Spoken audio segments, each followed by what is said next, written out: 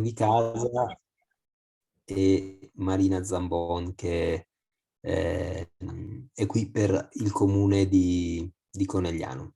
Aspettiamo ancora qualche minuto, visto che 5 persone non iscritte non sono ancora presenti, e poi iniziamo. Se intanto volete fare una breve presentazione nella chat, io faccio la mia, così vi do lo spunto.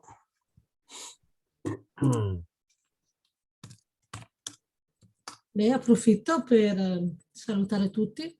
Porto i saluti dell'amministrazione comunale di Conegliano e dei 10 comuni partner del progetto Digitiamo, un progetto finanziato dai fondi europei, regionali e statali che il comune di Conegliano ha acquisito, portato a casa.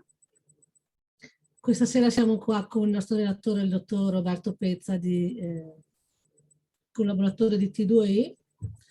Presento intanto il dottor Pezza per chi non lo conosce, perché pare che era una volta che ci vediamo su questi schermi, per così dire, eravamo le sue colleghe, esatto. Avremo poi altre serate con il dottor Pezza. Approfitto per dirvi che è laureato in psicologia, c'è il fondatore di Base 9 SRL, professore a contratto dell'Università del Piemonte Orientale, lavora con aziende che vogliono evolversi verso modelli di organizzazione di cultura digitale, e questa sera è qua con noi per parlare di IoT, Internet of Things. Di cosa stiamo parlando? Cercheremo di capire che cos'è, quali sono alcune applicazioni da smontare, le tecnologie come interfacce, quali sono i trend per il prossimo futuro. Qui con noi c'è anche la Caterina Monafò di T2E, che è anche l'esperto informatico che ci segue per quanto riguarda le attività in presenza presso l'Innovation Lab di Conegliano, la sala del coworking. Anima nei pomeriggi del mercoledì e del venerdì, mattina pomeriggio, gli spazi del coworking. Siamo in partenza venerdì questo con un laboratorio di innovazione sociale, il pomeriggio dalle 14 alle 18, e il mattino per il coworking, e partiremo anche il 3 di dicembre con un altro evento in presenza, un altro laboratorio imprenditore di me stesso, sempre con Caterina e sempre nei locali Innovation Lab di Conegliano. Vi invito quindi a partecipare anche a queste attività, per chi volesse. Ci sono ancora dei posti disponibili, e quindi potete trovare sui social del Comune di Conegliano, sul sito web del Comune di Conegliano e dei 10 comuni partner, che sono Cappella Maggiore, Gagliarine, Bodega di Sant'Urbano, Marino di Piave, Santa Lucia di Piave, San Fior, San Pietro di Feletto, Susegana, Vazzola e Conegliano, naturalmente, le locandine pubblicitarie e i link per potervi iscrivere. Naturalmente tutte queste attività che vi ho proposto sono tutte gratuite, in presenza quelle con Caterina appunto presso il Cal Innovation Lab di Conegliano, e tutte le altre le faremo online. Ho visto che c'è qualcuno che ha iniziato a presentarsi. Sì, ho dato il via io. Esatto. Penso sia arrivato tutto il messaggio. Ho visto che intanto Caterina ha messo anche il questionario di gradimento, che vi chiediamo di compilare prima della fine della serata, casomai poi lo rimettiamo online, perché siccome questi corsi appunto sono finanziati, come ho detto prima, con un contributo europeo, regionale e statale, dobbiamo poi per ogni corso rendere conto di chi sono i partecipanti e qual è il loro grado di gradimento con la compilazione appunto di questo questionario che abbiamo messo online. Saranno a disposizione alla fine di questo evento anche la registrazione che metteremo online sui nostri siti, e se il dottor Pezza gentilmente ci concede anche il materiale che questa sera vedremo insieme con la condivisione dello schermo. Sì, certo. Io direi che 5 minuti sono passati. Deciderei, dottor Pezza, se vuole aspettare che arrivino gli ultimi ritardatari o se intanto, per rispetto di quelli che sono già collegati, iniziamo comunque la lezione. Possiamo iniziare, quindi il benvenuto ufficiale, come ho scritto brevemente, come la dottoressa Zambon ha anticipato, io nasco come psicologo del lavoro, ma anche con una formazione tecnica, che ho mantenuto entrambe questi due ambiti, e ho fatto il mio percorso professionale tutto in consulenza per organizzazioni di diverso tipo, organizzazioni startup nell'ambito innovazione, PMI e anche corporate. Questo mi consente un po' di vedere sia gli aspetti più vicini al business, sia gli aspetti più vicini alla tecnologia, e come questi possono combinarsi per far evolvere e le soluzioni nel filone di innovazione, ma anche i modi di lavorare che oggi le organizzazioni stanno inseguendo.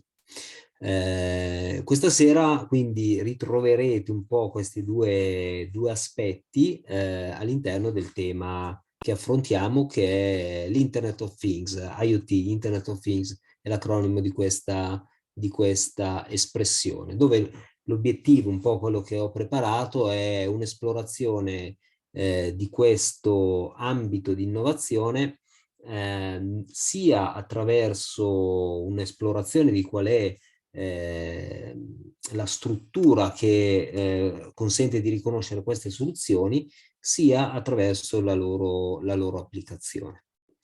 Non conosco il vostro background, se volete ancora l'invito è aperto per presentarvi in chat, oppure intervenire liberamente sia adesso per presentarvi se volete, sia durante la serata, in qualsiasi momento, in modo da renderla interattiva, visto che siamo tra pochi intimi, possiamo permetterci anche il lusso di un confronto come se fossimo in presenza. Quindi non fatevi problemi a intervenire, a fare domande, a citare vostre esperienze, vostre considerazioni in qualsiasi momento della presentazione.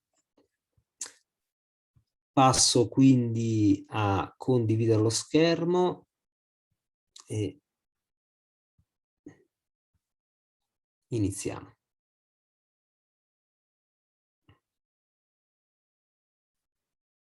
Ok, dovreste vedere. Confermo, si vede bene. Perfetto. Sì, sì, vedo bene anch'io. Allora, 4 tappe per questa sera, lasciando poi uno spazio a un confronto finale e, come dicevano le colleghe prima, alla compilazione del questionario. 4 tappe che vanno un po' in approfondimento, quindi che cos'è l'IoT, poi andremo un po' più a fondo a quello che c'è dietro per realizzare l'IoT, e poi soprattutto dedicheremo spazio alle applicazioni, per capire anche come hanno ricombinato i vari elementi che compongono le soluzioni IoT per arrivare alle soluzioni di cui vi parlerò. Ho scelto le applicazioni soprattutto per consentire di attraversare un po' diversi campi di applicazione e dare a qualche spunto a quello che si può fare e come questo può impattare sulle vite di tutti i giorni e sui territori in cui ci muoviamo. E chiuderemo poi con sfide ancora aperte, 4 sfide ancora aperte in particolare. Ovviamente anche uno sguardo ai nuovi trend. Allora, Internet of Things che cos'è? Il primo caso già fa capire la natura di queste soluzioni e di quali sono le tecnologie alla base delle soluzioni dell'Internet of Things. E il primo caso risale al 1982, mentre impazzava Rocky III sugli schermi del cinema di tutto il mondo. Qualcuno all'università Carnegie Mellon di Pittsburgh, in Pennsylvania, era di fronte a un piccolo problema personale. Questo qualcuno è David Nichols, che studente al college di informatica voleva raggiungere il distributore delle lattine per bere la sua bevanda preferita a metà della giornata. Tuttavia la sua stanza rispetto a questo distributore era parecchio lontana e tutte le volte rischiava di fare molta strada per poi trovare il distributore vuoto, guasto o con qualche altro impedimento, o magari semplicemente non trovare il prodotto che voleva acquistare. Questo l'ha portato a ingegnarsi, come si dice, di necessità a virtù, e con dei suoi amici ha provato a capire quali erano le informazioni che la vendor machine, il distributore di bevande, forniva, informazioni informatiche, appunto, bit, informazioni digitali, e poi capire se c'era una soluzione per realizzare un programma che avvisasse lui e i suoi amici del contenuto e dello stato del distributore. Ce la fecero, appoggiarono questo programma su ARPANET. ARPANET era una rete dal quale poi è nata Internet, era una rete che collegava i centri di ricerca delle università. Infatti non l'ho sottolineato, ma nell'82 Internet ancora non c'era, eppure queste applicazioni già hanno visto la luce in questi ambienti di ricerca. Questa sembra essere la prima applicazione dell'Internet of Things, ossia delle cose collegate attraverso la rete. Il nostro David Nichols e il suo amico da quel momento non avevano più il problema di fare strade a vuoto per prendere le bevande o gli alimenti che avevano bisogno dal distributore. Adesso vi chiedo se avete la possibilità di prendere il vostro smartphone e inquadrare con la fotocamera questo QR code. Non so se siete abituati a questa modalità per accedere a contenuti della rete. Quando inquadrate con la telecamera questo QR code vi compare un pop-up. Se fate tap col dito su quel pop-up accedete ad una pagina web e lì potrete scoprire chi ha coniato il termine Internet of Things. Datemi conferma se state usando questa modalità. O in chat. Vediamo il primo che lo scopre. A me funziona. Sì. Ok. Vediamo il primo che scopre l'autore di questa. E anch'io l'ho trovato. Esatto. Beh, non lo diciamo, ma... Non lo diciamo, infatti. Lasciamo i nostri partecipanti. Esatto, essendo partecipanti, sì. Dovevamo mettere forse un premio. Sì.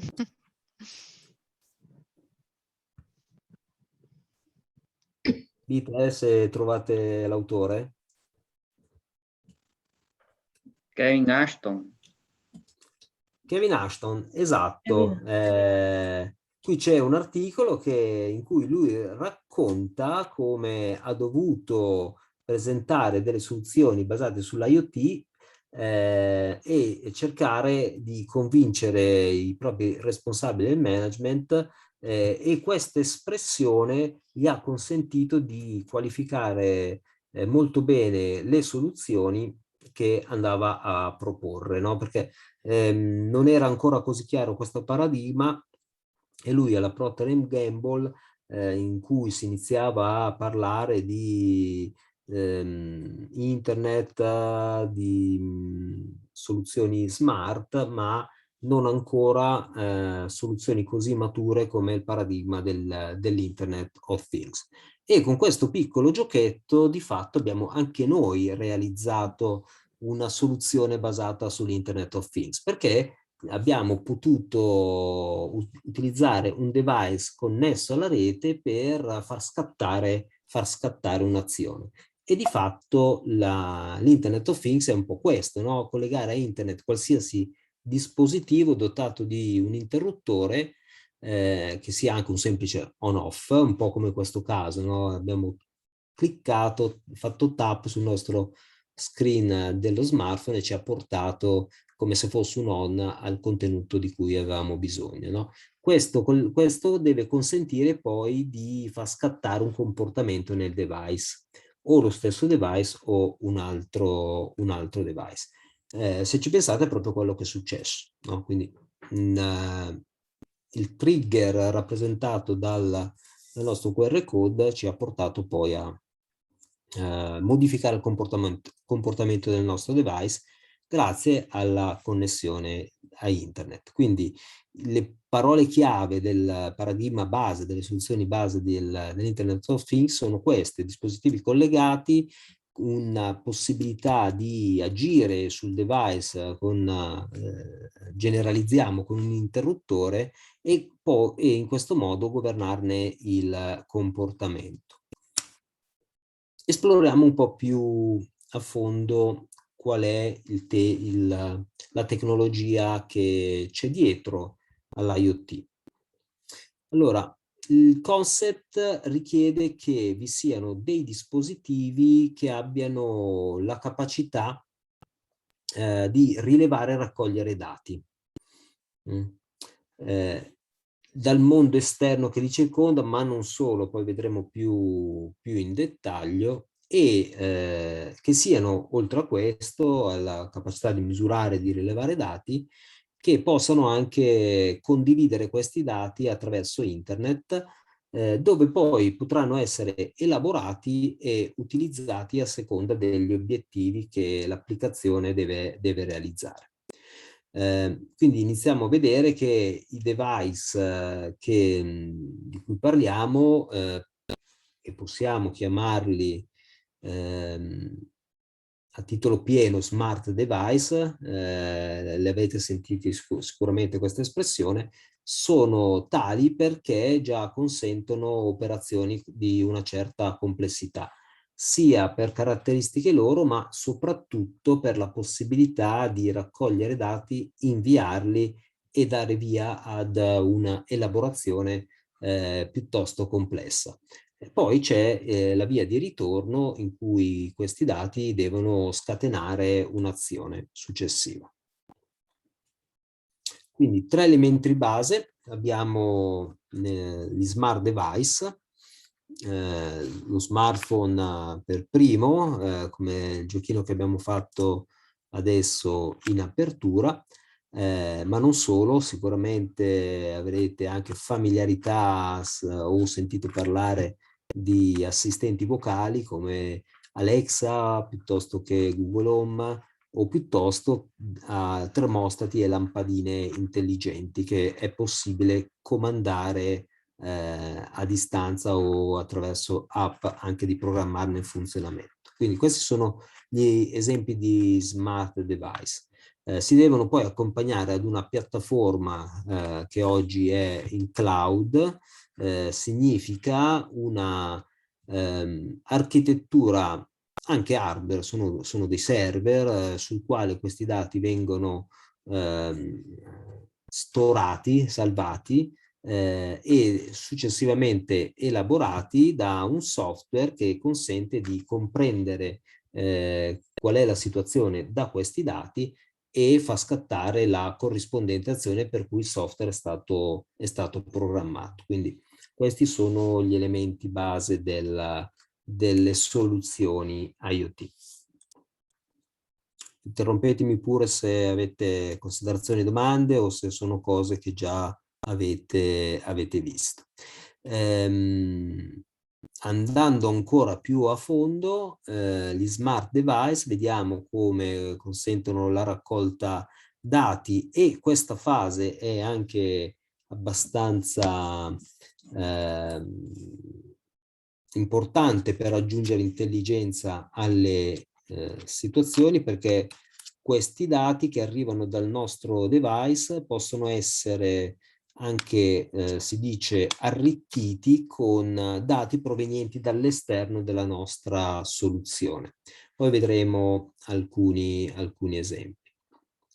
Questi dati poi vengono salvati su dei server con particolari caratteristiche e vengono anche gestiti da dei software di storage per preparare alla loro elaborazione. Questa fase di elaborazione è forse quella più ricca, quella più distintiva delle soluzioni IoT, perché è qui che poi si giocano anche applicazioni di intelligenza artificiale o di machine learning. Attraverso questa elaborazione i dati diventano informazioni, il software comprende cosa vogliono dire questi dati e sa prendere delle iniziative per poi fornire questa informazione che abbia un significato, e quindi produce o degli analytics, che significa dei dati di sintesi, no? Possono essere grafici, possono essere dei testi, possono essere a volte dei disegni, possono essere delle immagini che arrivano da una telecamera, oppure arriva anche a generare delle azioni nella logica di una totale automazione. Quindi quello che a noi appare visibile nelle applicazioni IoT sono i due estremi, no? Quindi da una parte un device, abbiamo visto prima lo smartphone, e dall'altra parte un'azione, il pop-up che arriva e che ci invita a fare noi stessi un'azione per poi accedere al contenuto. Se proviamo a scomporre quel giochino che abbiamo fatto all'inizio, che cosa abbiamo visto? Che il device era dotato di una telecamera. Questa telecamera però è supportata da un software che è in grado di interpretare un QR code. Un QR code che viene generato anche abbastanza facilmente oggi su dei siti che vi consentono di tradurre un indirizzo web, una URL, in quel QR code. E la telecamera, grazie a questo software, vi ripropone una zona sul vostro schermo da cliccare. Ecco qui l'azione che abbiamo visto. Dopodiché, da quel momento, usciamo da una piccola soluzione IoT e andiamo nella normale navigazione di internet una volta che abbiamo fatto tap sul link del contenuto che era stato preparato. Vedete dietro che ci sono in questo semplice passaggio diverse elementi che stanno lavorando. La raccolta dei dati è interpretata qui dalla telecamera, ma anche da un software specifico per l'analisi dei QR code. Questo QR code e il suo abbinamento a un indirizzo internet era salvato in un server del servizio che ho utilizzato per generare il QR code. Viene analizzata la richiesta e quindi di far comparire un pop-up coerente alla telecamera del tipo di cellulare che avete utilizzato, di smartphone che avete utilizzato, e qui quindi c'è una macchina che lavora, che comprende che cosa deve fare e vi restituisce l'azione. Ok? Quindi anche su soluzioni così semplici vediamo che sono intervenute diverse componenti, no?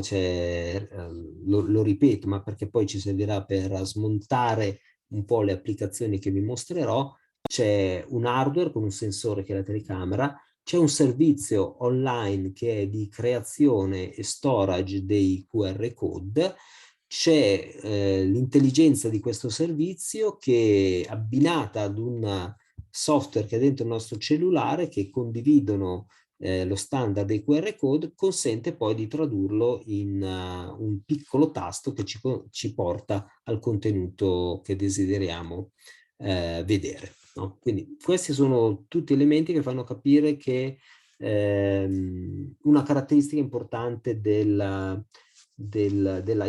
che è anche una delle sfide ancora piuttosto aperte, che è l'interoperabilità, ossia la necessità di far dialogare più attori. Quali sono qui gli attori? Beh, c'è il produttore di smartphone, c'è chi eroga questo servizio di QR code e un ente che definisce gli standard dei linguaggi per quanto riguarda la produzione dei QR code, ok? Quindi noi siamo riusciti a fare questo piccolo gioco grazie al lavoro anche di attori diversi in questo mercato. Qual è il punto distintivo dell'IoT rispetto ad altre soluzioni basate su internet, come appunto intelligenza artificiale, machine learning, lo stesso motori di ricerca e così via? Il punto distintivo sta proprio nella possibilità di avere un'interfaccia rappresentata da una serie di sensori. Quindi ho messi alcuni, ma ce ne sono sicuramente di più specifici e possiamo fare degli esempi. È grazie ai sensori che internet esce da se stessa, entra nel mondo reale e arriva a toccare le cose. Oppure possiamo dire il contrario, che grazie ai sensori le cose riescono a parlare di sé il linguaggio di internet, perché forniscono dei dati e quindi possono essere poi trasmessi ed elaborati a internet. Quali sono questi sensori, che sono quelli più diffusi che vi ho sintetizzato in questa slide? Beh, sono il microfono, sono la telecamera che abbiamo provato adesso, l'accelerometro, lo smartphone, come altri dispositivi prima di lui, hanno la possibilità di generare dati rispetto alla loro posizione, ma non la posizione su una mappa, ma proprio la posizione fisica, se si trovano in piedi orizzontali, se si stanno muovendo o non si stanno muovendo, con quale velocità, in quale direzione, dall'alto verso il basso e così via. L'accelerometro, per esempio, è alla base della capacità degli smartphone di orientare la foto a seconda di come è girato lo schermo. C'è il GPS, che è una tecnologia abbastanza consolidata, i primi navigatori arrivano dal secolo scorso, si può dire, dagli anni 90.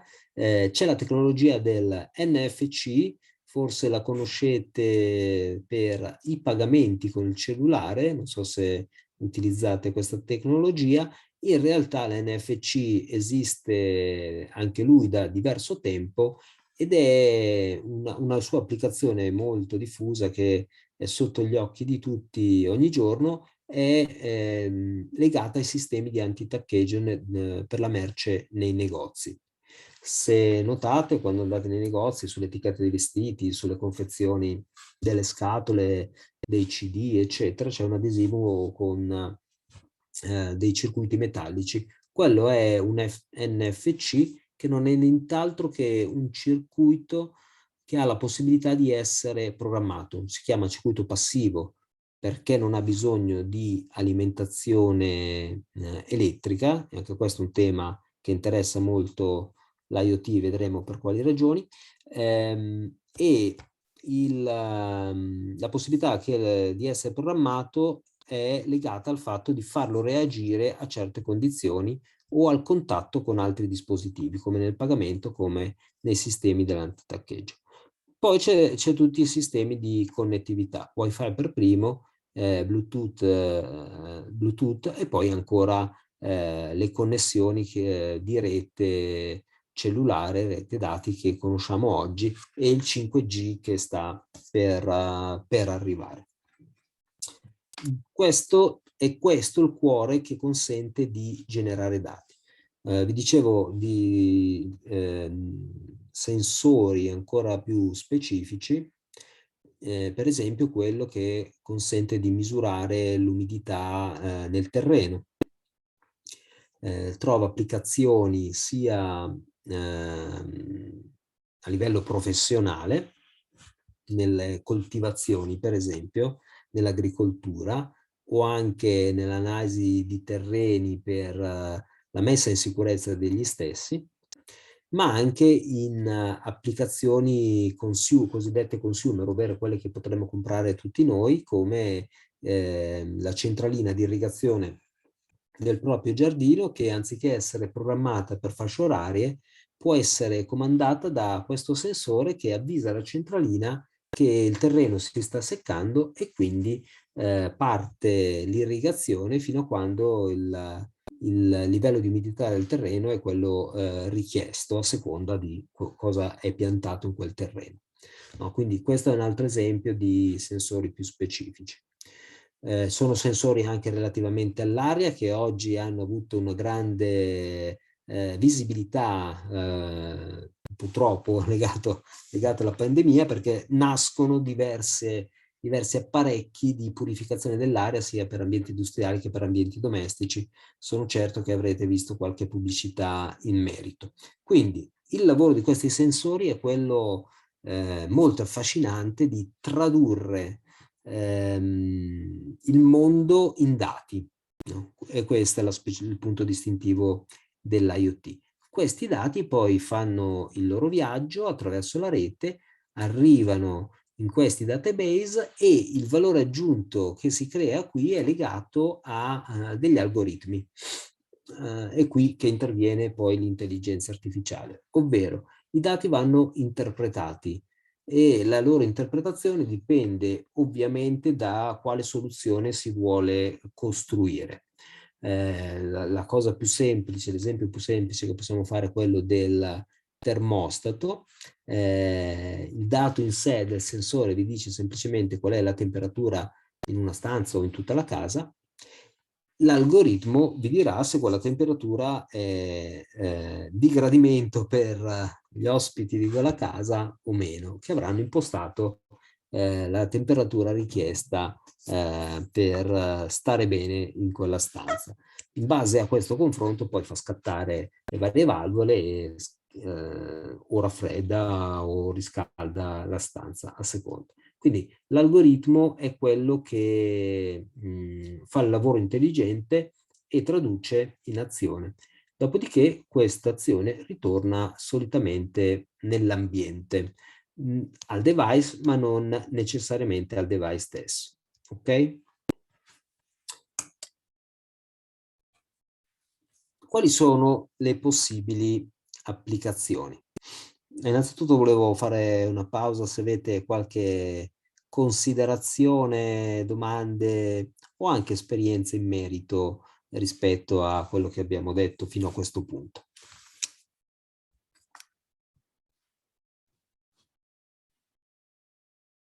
Ok, allora procediamo.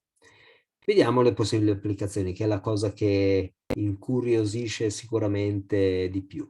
Ho identificato 5 aree di applicazione e poi andiamo a vedere degli esempi concreti.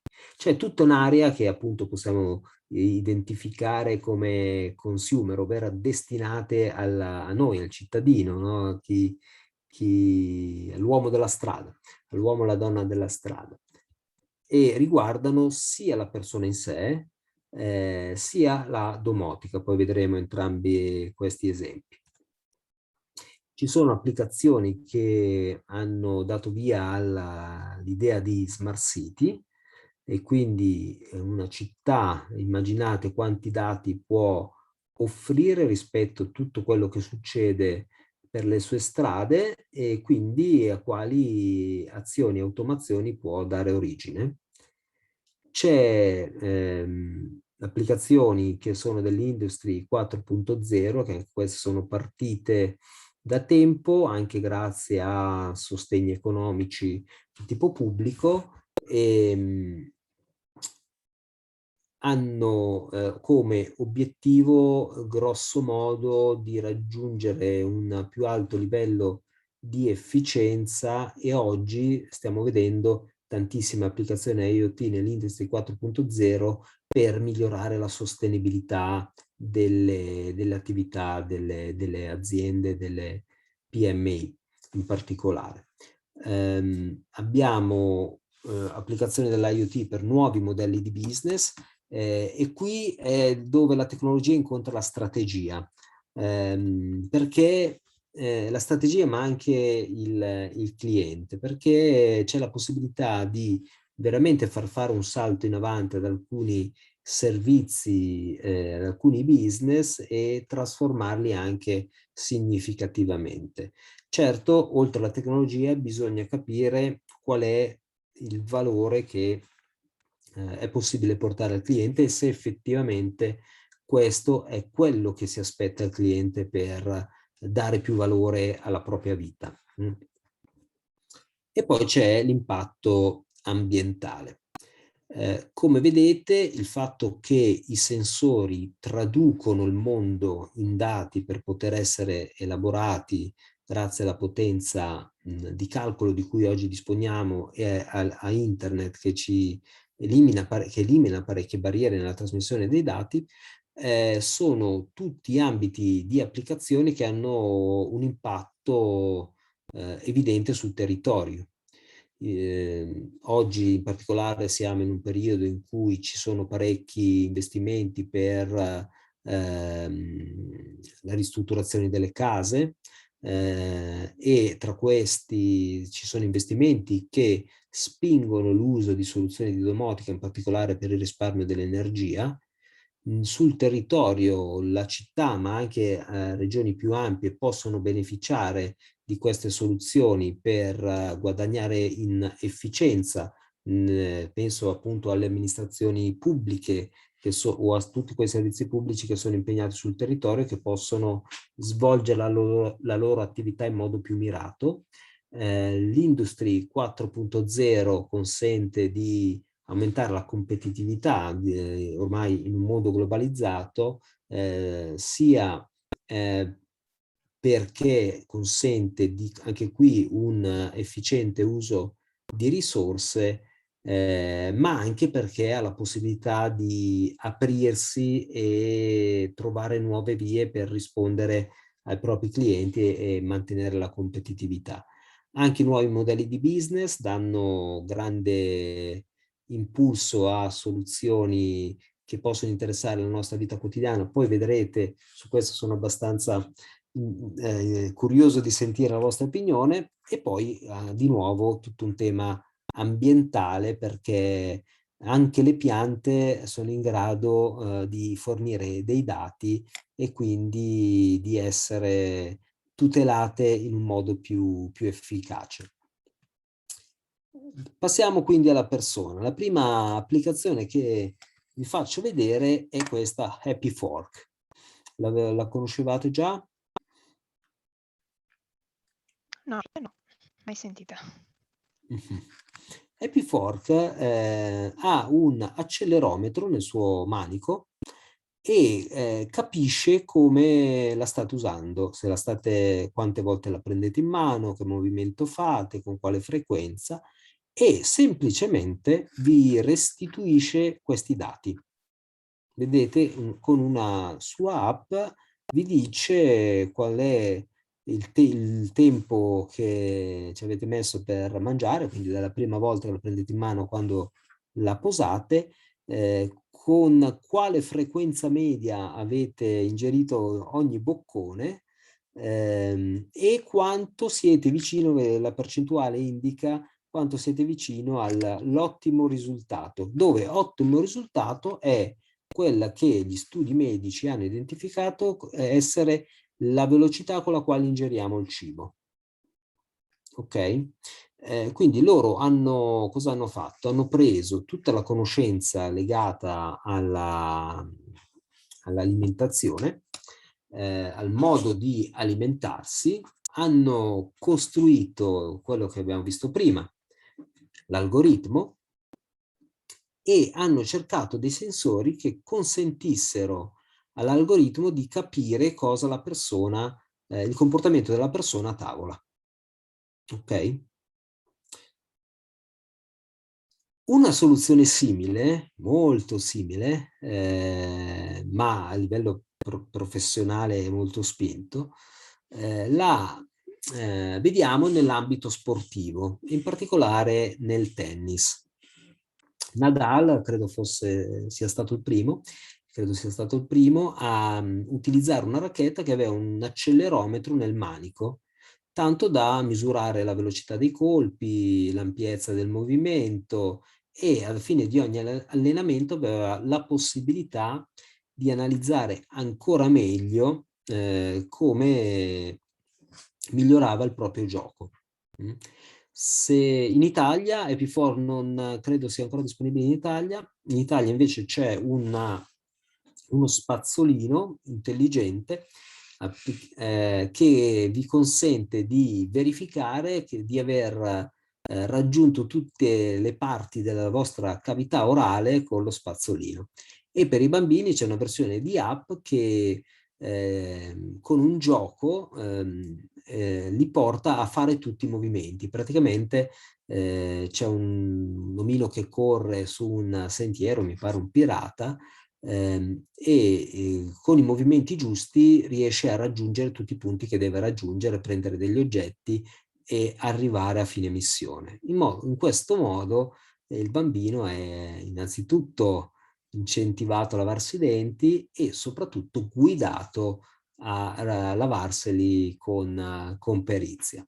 Ora, soluzione un po' discutibile, può ricordare un po' il criceto nella ruota, però per far capire come le cose possono darci delle informazioni e migliorare quello che stiamo facendo.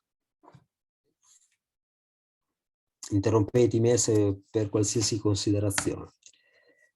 Una seconda applicazione che iniziamo a vedere anche diffusa qui da noi è il controllo della glicemia.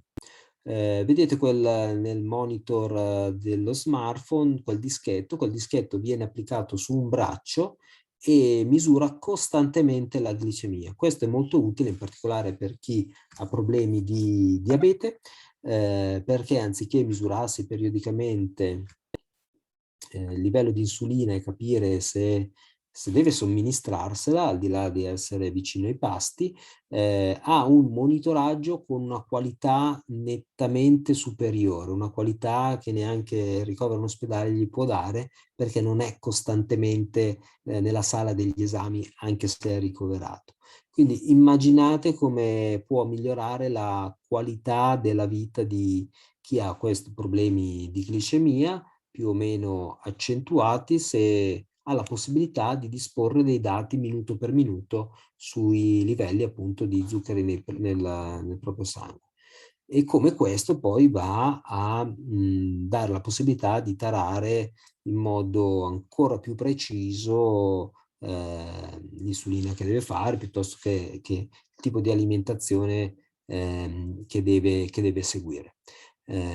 Questo incrociato anche con l'accelerometro che c'è nel cellulare, magari con uno smartwatch che misura i movimenti ancora in modo più preciso, aiuta a capire anche tutta la dinamica con la quale si accumula o meno, sale o scende il livello della glicemia, e quindi a adeguare minuto per minuto in modo molto molto preciso le azioni della persona o del paziente. Vi è mai capitato di vedere qualcuno con un dischetto simile al braccio? No? Ce ne sono sempre di più anche da noi. Sempre rimanendo nell'ambito persona domotica, eccoci qui alla domotica. Che cosa significa? Significa un'abitazione che consente di governare diverse funzioni attraverso internet in modo manuale o con delle piccole automazioni. Quello che abbiamo visto da subito è stata l'automazione legata ai consumi di energia.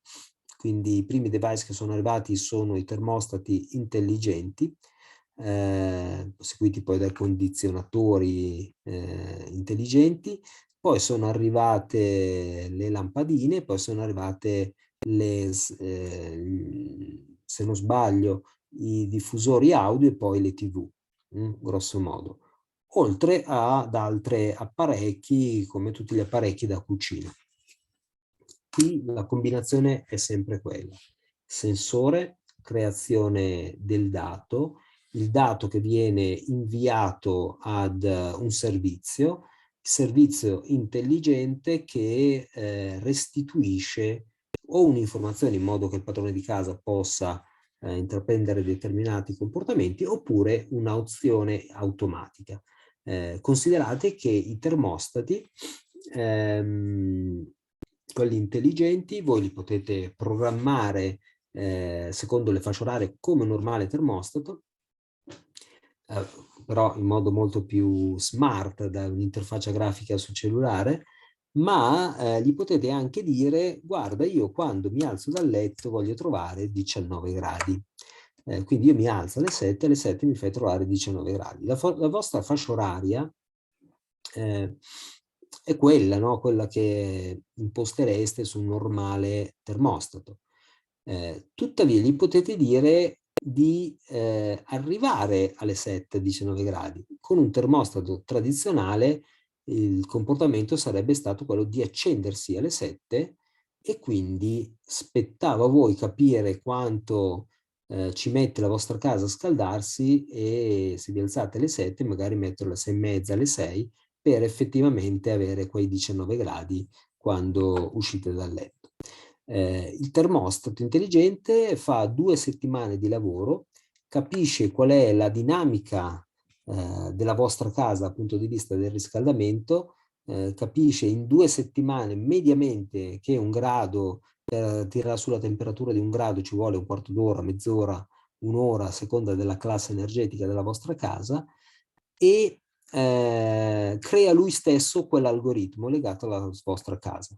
Se domani, che è domenica, mettiamo, o il periodo di ferie, vi alzate un'ora dopo e dite ok, alle 8 voglio 19 gradi, lui adeguerà il suo comportamento utilizzando lo stesso algoritmo e l'ora obiettivo, no? L'ora in cui ha l'obiettivo di darvi una casa a 19 gradi. Non solo, spesso sono accompagnati da un accessorio che si mette fuori dalla finestra e tiene in considerazione anche quanto fa freddo a seconda delle stagioni, se è ottobre, se è novembre, se è gennaio, febbraio. Considera se deve portare la vostra casa a 19 gradi, tenendo in considerazione una temperatura esterna di -2 gradi piuttosto che di 4 o 5 gradi. Se non, di solito questi dispositivi sono accessori aggiuntivi, se non volete spendere questo, comunque lui vi chiede dov'è posizionata la vostra casa, che caratteristiche ha nel momento dell'installazione, e va a pescare dalle previsioni meteo che si trovano in rete la temperatura della vostra zona. Oppure va a pescare dagli accessori che altri hanno comprato dopo aver comprato il vostro stesso termostato, e utilizza questa rete che i clienti hanno creato insieme alle previsioni del tempo per arrivare ad una stima precisa della temperatura esterna e migliorare costantemente il proprio algoritmo. Quindi la casa intelligente è tale proprio perché riesce a gestire questi dati che arrivano dal mondo esterno con opportuni sensori, se non ci sono sensori, con fonti esterne, no? Come ho fatto io col QR code, non è un servizio che mi sono inventato io, sono andato a prendere un altro servizio, il termostato andrà a prendere questo servizio meteo, delle previsioni meteo sulle temperature della vostra zona, ma andrà anche a prendere sensori che altri clienti magari hanno comprato e sono nella vostra stessa zona. Si capisce?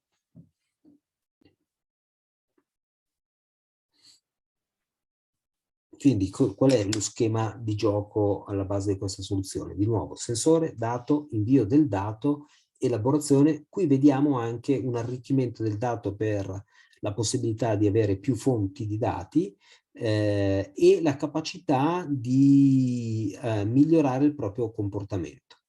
Un'altra soluzione che è legata a questo è per esempio gli aspiratori robot rotondi che girano per la casa, che sanno come prima attività di dover fare una mappatura della casa, quindi imparano quali sono i confini della vostra casa, dopodiché usano quella mappa per muoversi e i modelli ancora più evoluti riescono a capire se una zona è particolarmente sporca e passare più volte su quella zona e meno in altre.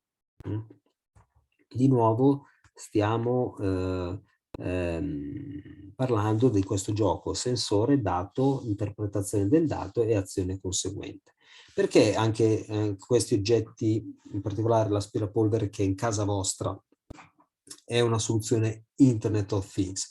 Si potrebbe pensare che sia una soluzione intelligente, ma come si dice, stand alone, che non ha bisogno di connettersi a Internet. Invece no, perché tutti questi programmi di elaborazione spesso non risiedono sul device che avete comprato, ma vengono inviati a quei database dove ci sono dei programmi con una potenza di calcolo significativa, che consentono la qualità di queste soluzioni. Inoltre, la necessità di inviare questi dati è anche legata al fatto dell'uso dei big data. Cosa significa? Torno all'esempio della forchetta. Per sapere se state mangiando troppo in fretta, io ho bisogno di tante informazioni.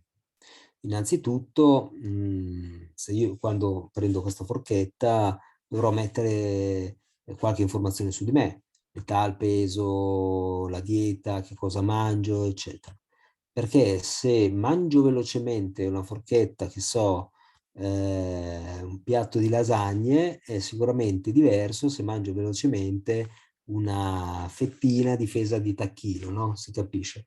Quindi ci sono tantissimi parametri da considerare, non semplicemente il movimento, perché è soltanto attraverso tutti i parametri che descrivono il contesto, il maggior numero di parametri che descrivono il contesto, che io riesco a interpretare, io software, riesco a interpretare correttamente la situazione.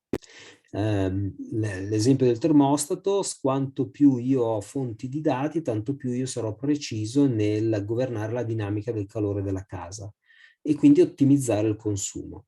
Se oltre al termometro ho il sensore fuori dalla finestra e vado a prendere anche i dati delle previsioni meteo, allora mi comporterò in modo opportuno. Non parto troppo presto, per esempio, ma parto quando serve per dare al padrone di casa 19 gradi alle 7 del mattino. Ok? Quindi l'Internet of Things è anche legata alla necessità di gestire parecchi dati, di avere una forte potenza di calcolo che non è disponibile sui device. Anche per compiti semplici come termostato o come l'aspirapolvere può essere necessario dover inviare dati per andare a beneficiare di questa potenza di calcolo. Altri servizi, per esempio, come le smart TV, e quindi oggi noi guardiamo Netflix, Apple TV, Prime di Amazon, Disney Plus e così via, beneficiano del fatto di centralizzare i dati per restituirvi delle recommendation, si chiamano, ovvero guardate, potrebbe piacervi anche questo. Perché? Perché riescono a approfittare gli utenti e vedono sulla massa grossa di utenti che alcuni schemi di preferenze sono ricorrenti in certi target, e quindi se voi appartenete a un determinato target vi proporrà suggerimenti legati a quegli schemi di preferenza che riconosce essere quelli che appartengono alla vostra categoria. Ok? Smart City. La Smart City è ricca di applicazioni IoT, è veramente, veramente, veramente ricca. Forse non è noto, ma sono tante le applicazioni. Partiamo dalle smart car. Nelle città girano parecchie auto che sono connesse. Anche le auto che voi non direste, quindi se la vostra auto ha un'app, quell'auto è connessa alla rete. Quindi questo è il primo check che potete fare. Se la vostra auto ha dentro un bottone SOS, sicuramente quell'auto è connessa alla rete, perché fa partire una chiamata attraverso una SIM che è a bordo. Quella SIM sarà utilizzata anche per trasferire altri dati di diagnostica sul veicolo, per esempio. Tant'è che alcune auto hanno anche sistemi, auto molto comuni, hanno anche sistemi che rilevano, che la centrale riesce a rilevare se c'è stato un incidente.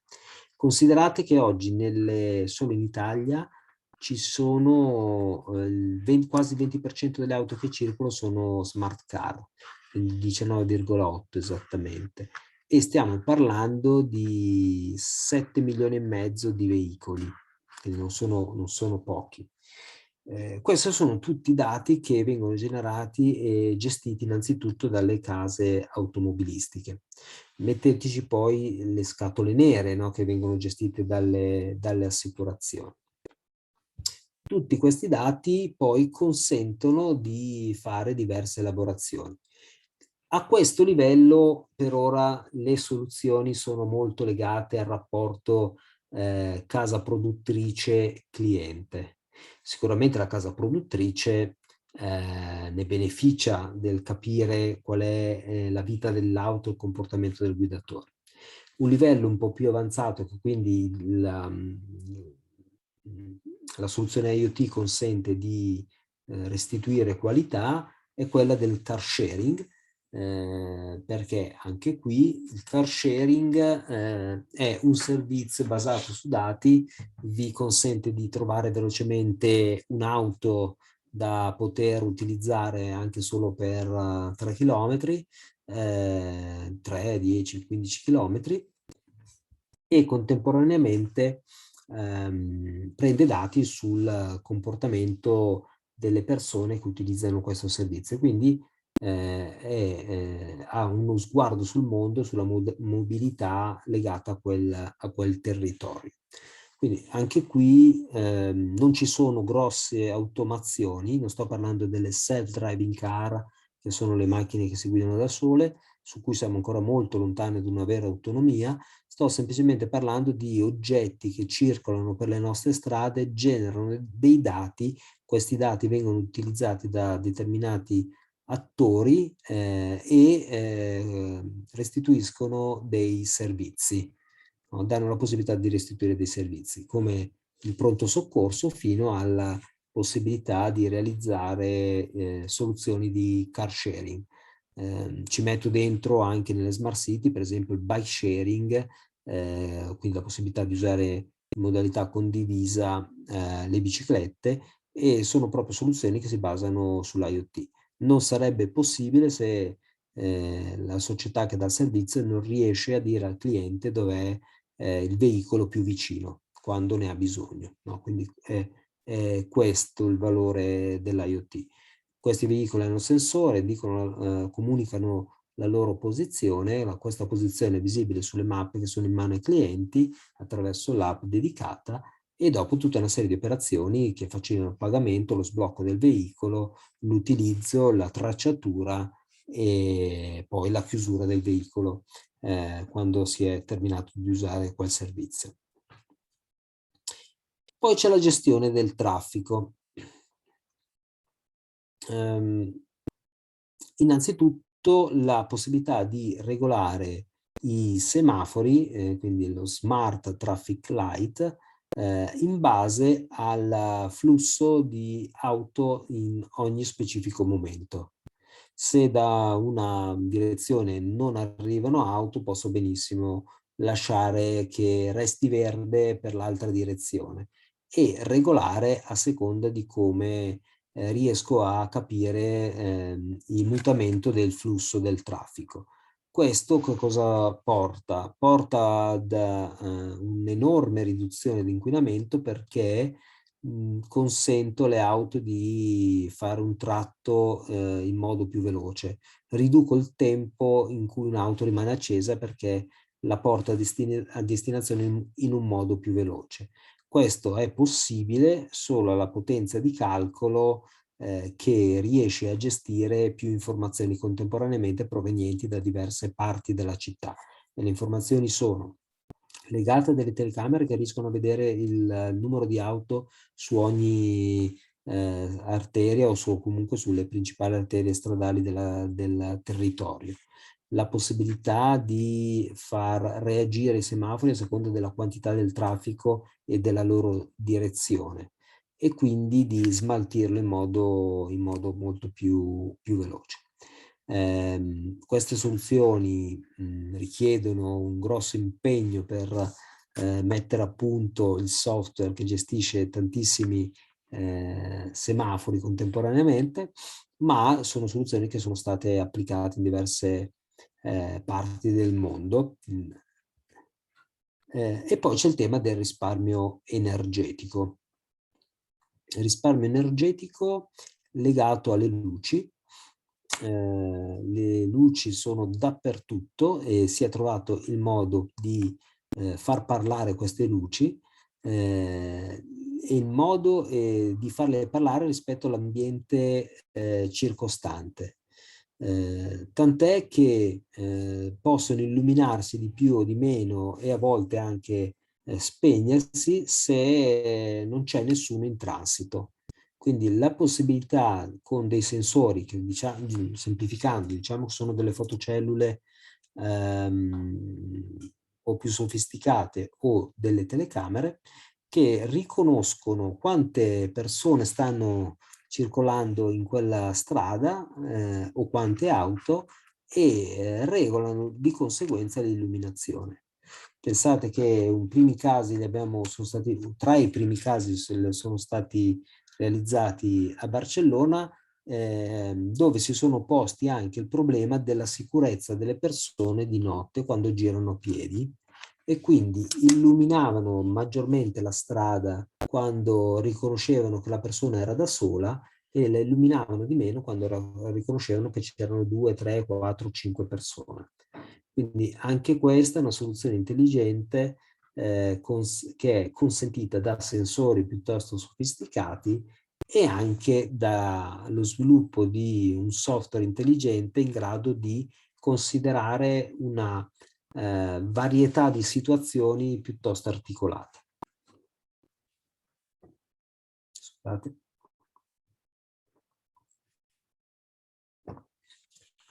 Ancora, per le smart city, la gestione dei rifiuti.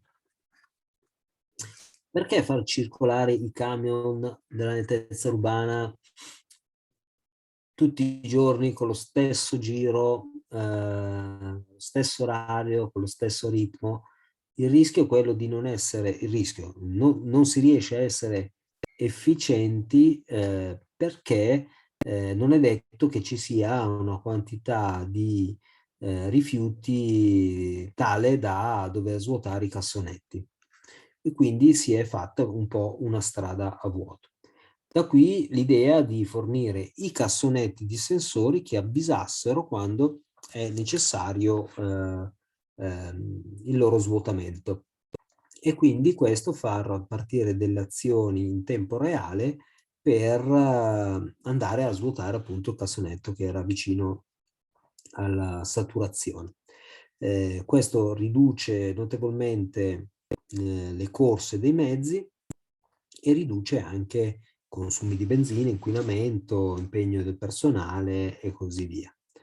Anche qui una soluzione che è facilmente applicabile e gestibile in qualsiasi territorio, sia di grandi o di piccole dimensioni, perché può dare in poco tempo un buon ritorno economico. In questo senso si può pensare di dotare sempre le luci, non solo i cassonetti, di sensori che consentono di avvisare quando magari c'è anche la strada da pulire, in modo da comporre l'equipaggio sul camion della nettezza urbana in modo diverso a seconda delle operazioni che si devono fare. E qui vi faccio vedere un filmato siamo passati all'Industry 4.0. Faccio vedere un filmato sull'automazione di magazzini. Credo che tutti abbiate visto l'automazione di qualche video dei magazzini ormai famosi di Amazon, con i robottini che si mettono sotto i pacchi, li sollevano e li portano, piuttosto che nastri trasportatori, che sono molto diffusi anche nei magazzini di DHL, di Bartolini, quindi non è solo Amazon. La logistica in questo sta vivendo un momento di felice evoluzione, di forte innovazione. Qui vediamo un magazzino molto sofisticato, dovrebbero venire fuori anche i sottotitoli, spero in italiano. Ve lo faccio vedere, non lo guardiamo tutto che è un po' lungo, poi comunque troverete il link nella presentazione.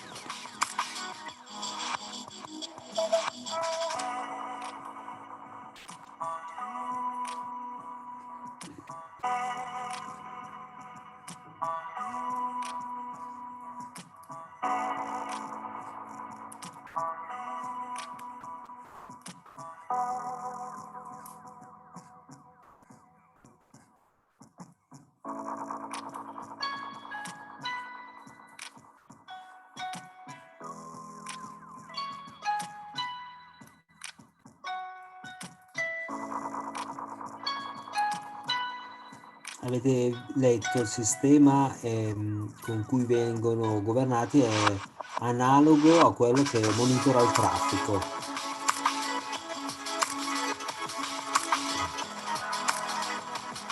Adesso devo farvi vedere fino a quando non arriva a mostrare le persone.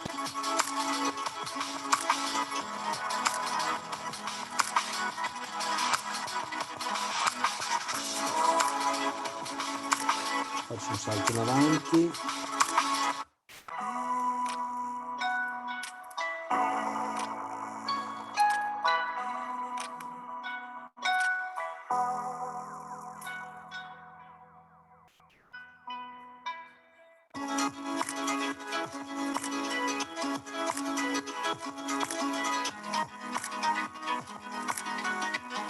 Ok.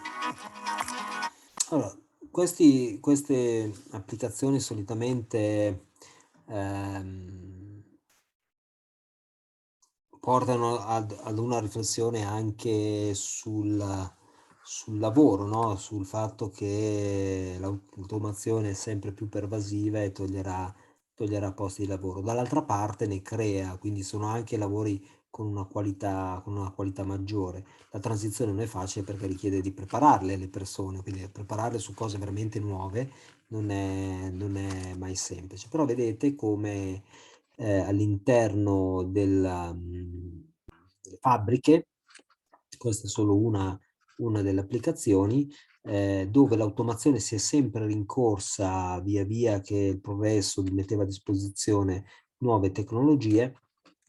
Anche qui vediamo come la possibilità di trasferire dati su una rete ha reso questa automazione veramente molto evoluta. C'è stata una crescita esponenziale nella qualità delle soluzioni. E questo è uno dei magazzini più sofisticati che la logistica per ora sta utilizzando. Molto molto grande.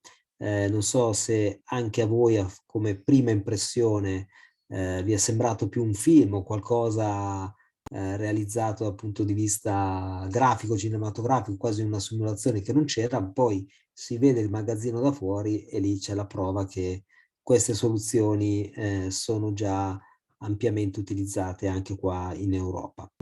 E passiamo adesso all'altro ambito, l'innovazione dei modelli di business. Domanda, qualcuno di voi è stato a Expo 2015?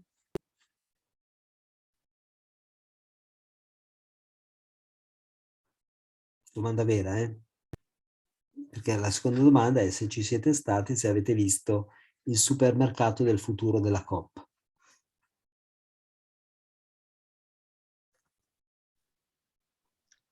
Giulia, vedo il microfono. No, ci sono stata, ma non ricordo sinceramente questo. Super- No. il supermercato era un po' defilato, però se volete lo potete trovare a Milano, sicuramente forse anche in altre parti. Adesso vedo le risposte in chat, grazie.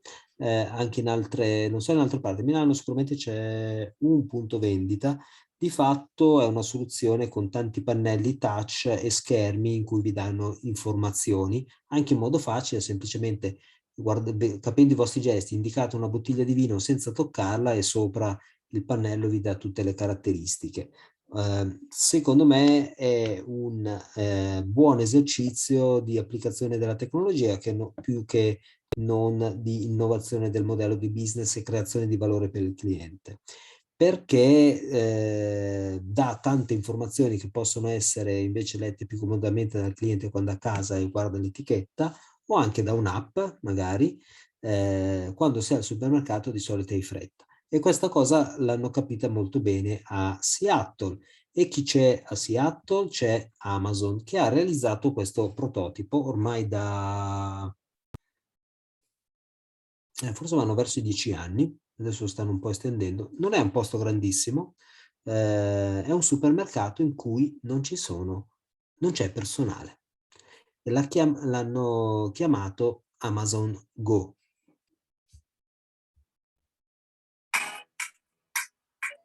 Four years ago, we started to wonder, what would shopping look like if you could walk into a store, grab what you want, and just go?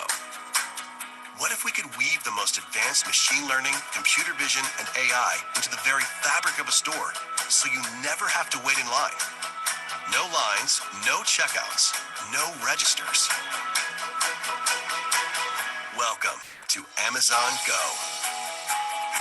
Use the Amazon Go app to enter. Then put away your phone and start shopping. It's really that simple. Take whatever you like. Anything you pick up is automatically added to your virtual cart. If you change your mind about that cupcake, just put it back. Our technology will update your virtual cart automatically. So, how does it work? We used computer vision, deep learning algorithms, and sensor fusion, much like you'd find in self-driving cars. We call it Just Walk Out technology. Once you've got everything you want, you can just go. When you leave, our Just Walk Out technology adds up your virtual cart and charges your Amazon account. Your receipt is sent straight to the app, and you can keep going. Amazon Go. No lines, no checkout. No, seriously.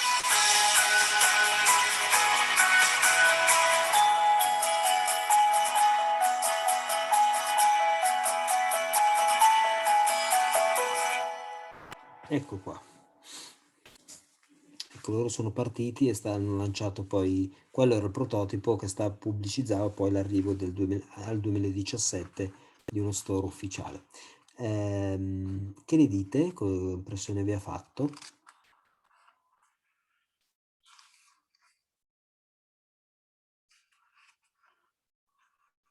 No, magari un'osservazione un po' stupida, però mi sono chiesta benissimo la tecnologia è in grado di controllarci così bene e chi è che controlla la tecnologia? Cioè nel senso mi sono messa un po' nei panni, poi probabilmente quando vedi che dopo il 10° acquisto che è andato tutto bene ti rilassi, immagini che vada sempre tutto bene, però inizialmente ho un po' di paura per dire ok, ho comprato 10 articoli, me ne ha messi davvero 10, mi ha messo davvero il prezzo, non lo so, mi verrebbe, ecco.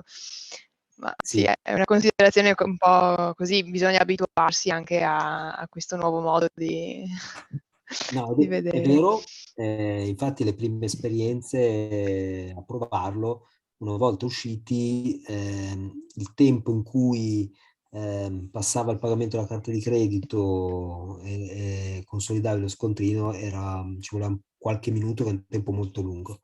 e quello ti lasciava un po' l'incertezza,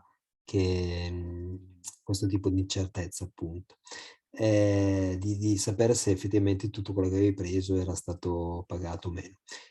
Non a caso poi loro hanno fatto un prototipo, sono andati avanti un po' di tempo per poi lanciarlo.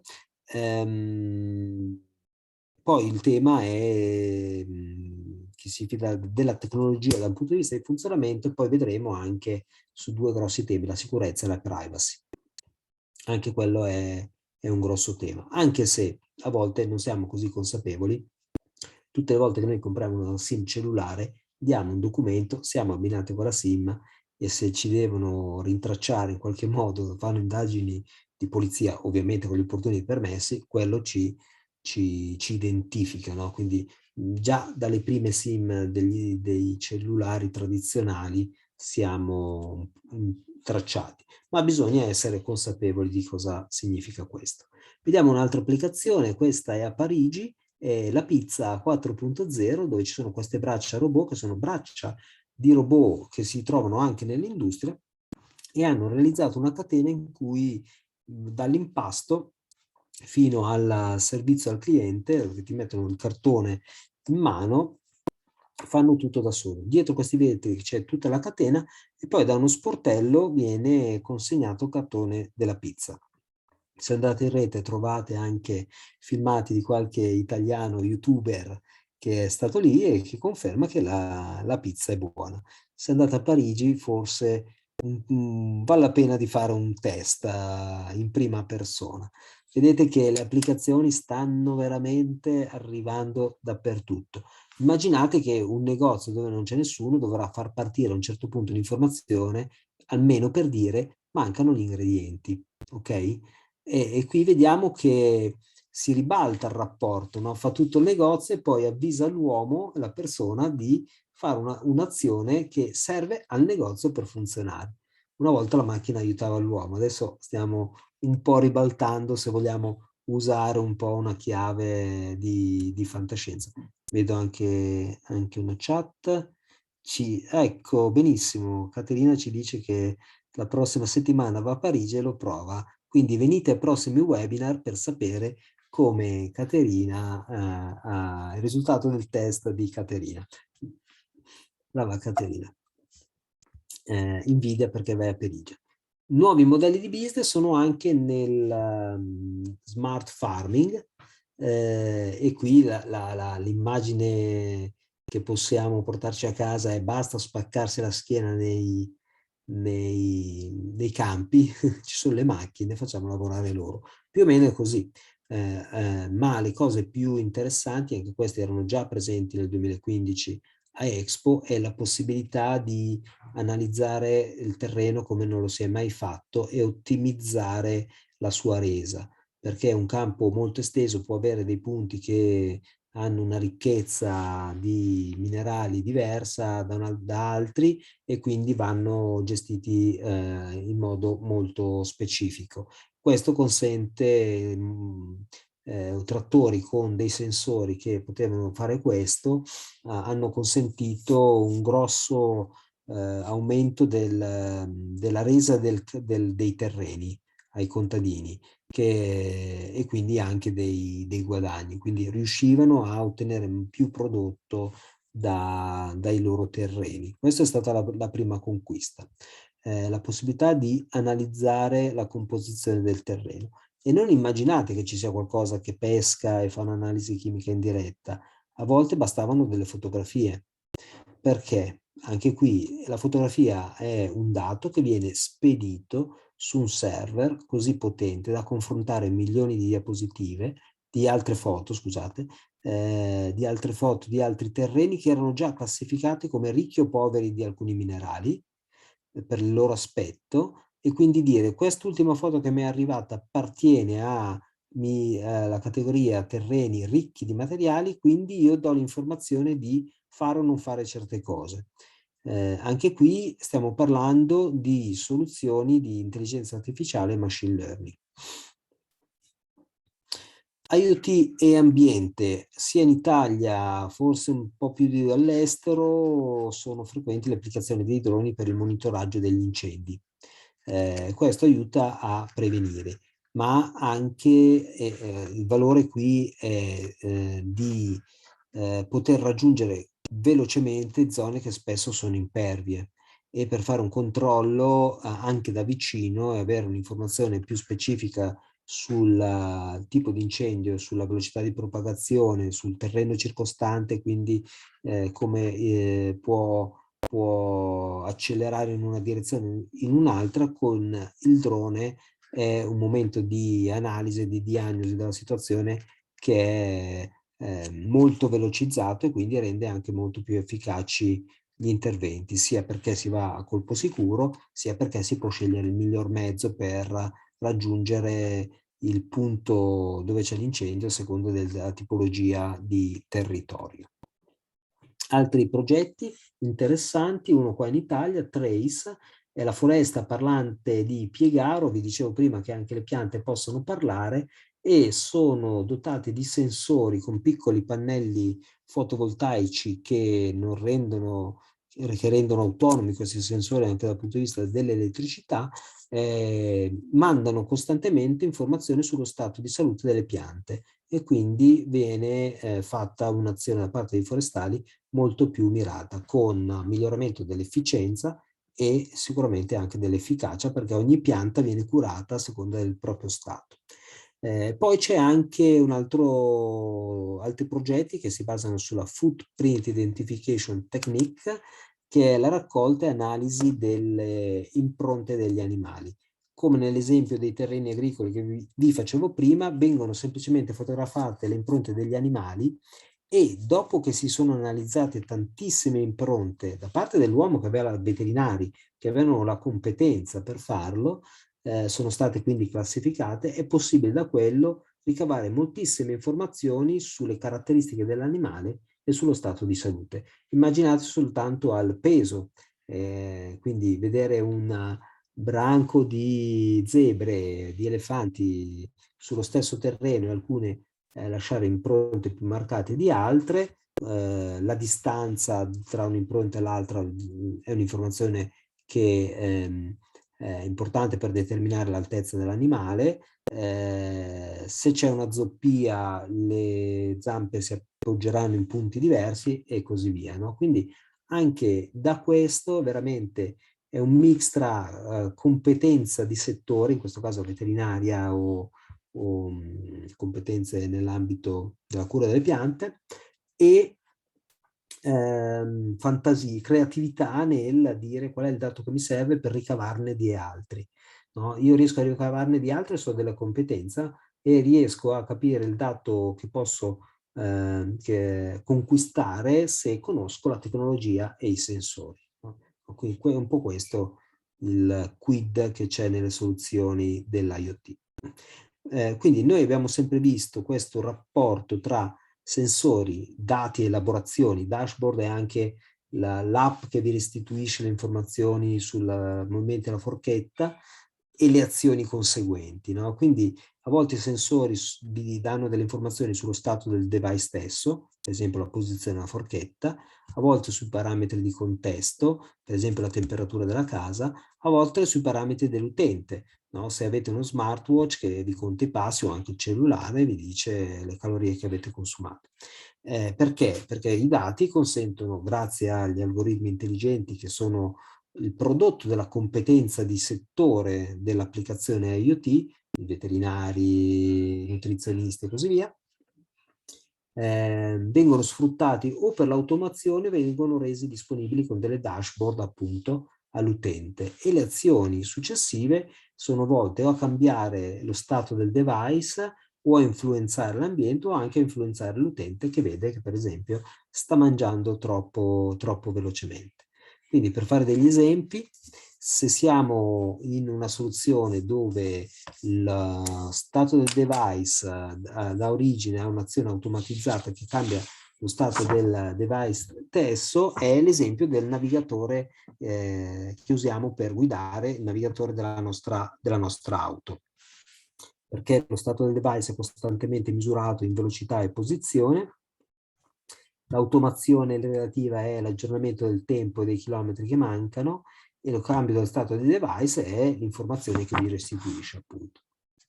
Oppure, se prendo parametri di contesto e tutte quelle soluzioni che abbiamo visto, no? Dal termostato, ma anche la misura della glicemia, ma anche la fabbrica, no? L'industry, tutti quei robot che giravano nel magazzino misurano anche la presenza di altri robot, quindi prendono informazioni dal contesto, sfruttano l'automazione e cambiano lo stato del device.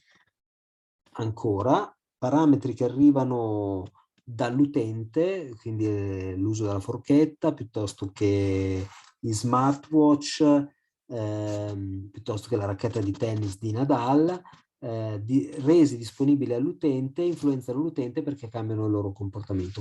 Questo si chiama la modalità del nudging, che vuol dire la spinta gentile. No? Se avete uno smartwatch come me, in qualche modo vi fa qualche notifica in cui vi dice: attento che ieri avevi già fatto più movimento rispetto a oggi, piuttosto che alzati che è già un'ora che sei seduto. Quindi sono spinte gentili che poi sta a me raccogliere e rese disponibili a me, e possono influenzare il mio comportamento e nel tempo aiutarmi a mantenermi più in salute. Un'altra configurazione potrebbe essere questa, no? Di parametri di contesti sfruttati per l'automazione e influenza sull'ambiente. Per esempio le luci nelle smart city.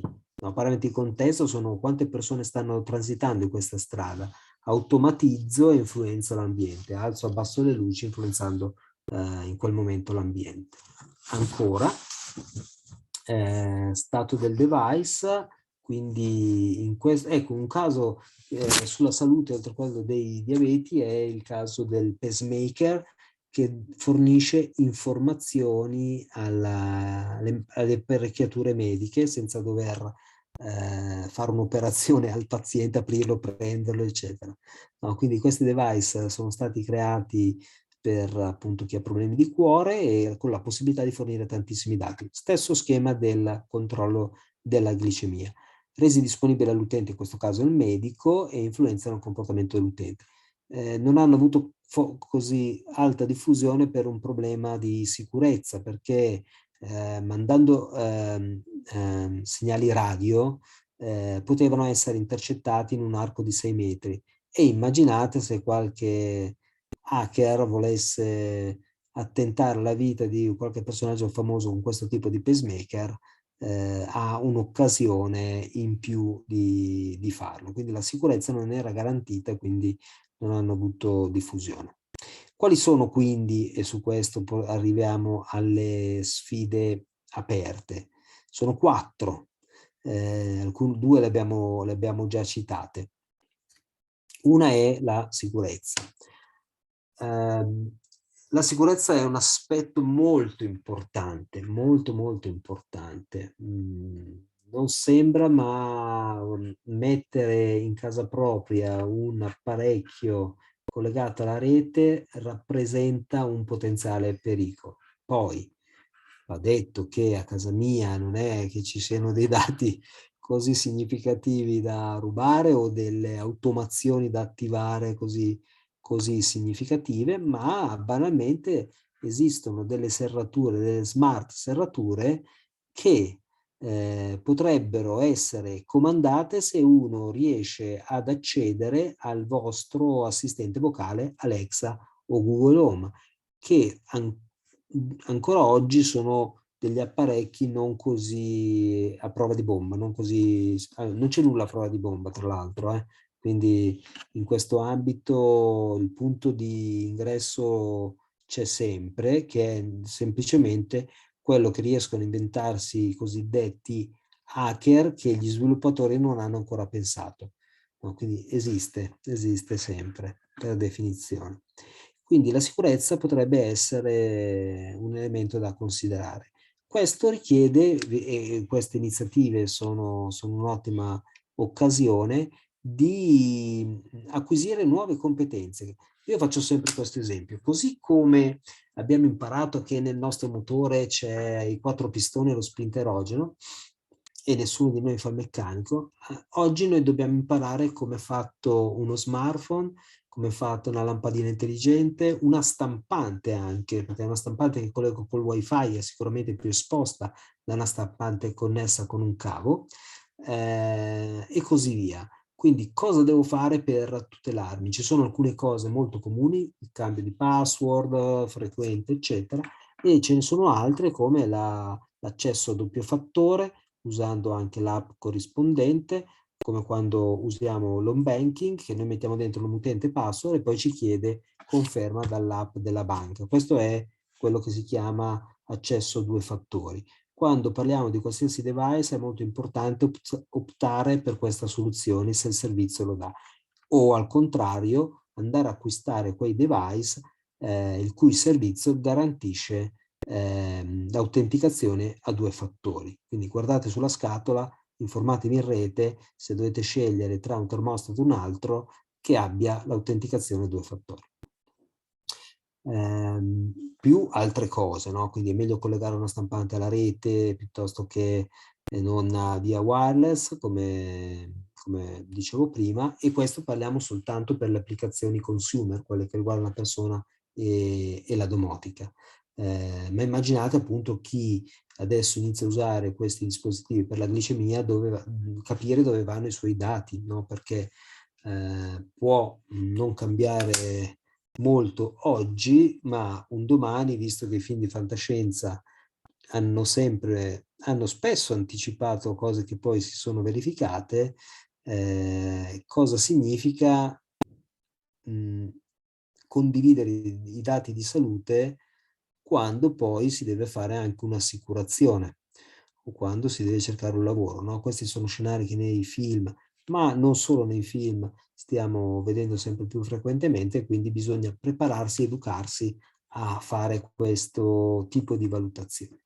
Secondo è sulla privacy, collegato alla sicurezza, l'ultimo esempio, no? Quindi dati medici che vengono dati ad altri possono compromettere la nostra sicurezza, e quindi c'è la privacy. Fortunatamente in Europa c'è maggiore attenzione che in altre parti del mondo, tuttavia guardate che smartphone avete, non credo sia prodotto da una casa europea. Quindi è possibile che i vostri dati viaggino fuori dall'Europa, e da luglio dell'anno scorso, 2020, è caduto un accordo tra Europa e Stati Uniti che obbligava gli Stati Uniti a gestire le informazioni dei cittadini europei secondo il GDPR. Per questo tanti servizi online i cui server erano fuori dall'Europa stanno riprogrammando il flusso di dati per fare in modo di far atterrare i server dei cittadini europei su dei server presenti in Europa e rispettare la legge. Quindi le aziende private si stanno adeguando, soprattutto le aziende business to business, perché lì c'è una forte pressione dal cliente business che ha un ufficio legale informato su questo, e quindi può porre queste richieste.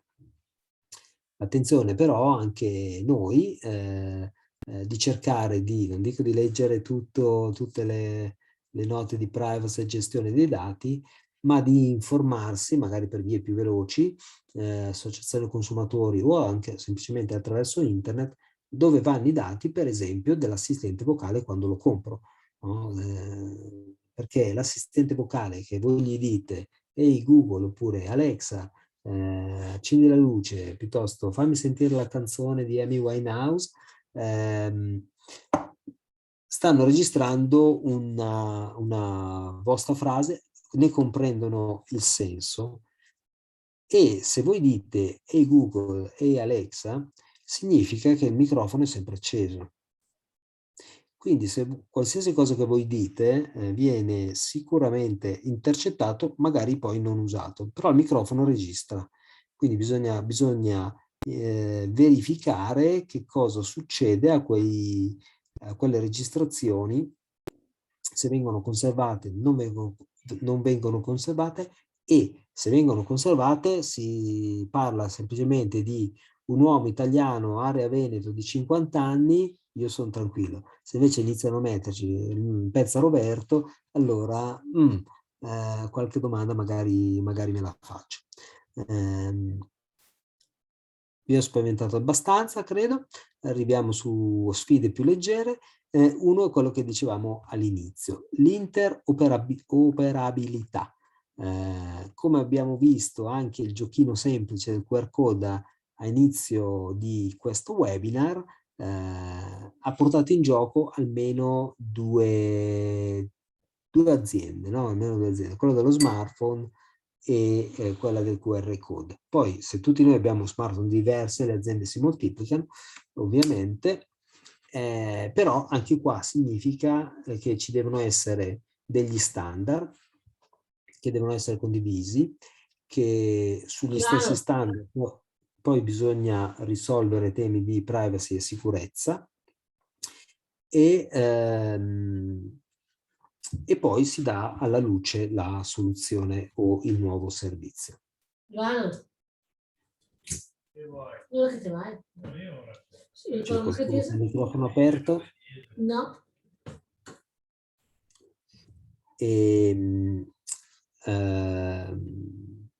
Quindi questo è una sfida soprattutto per chi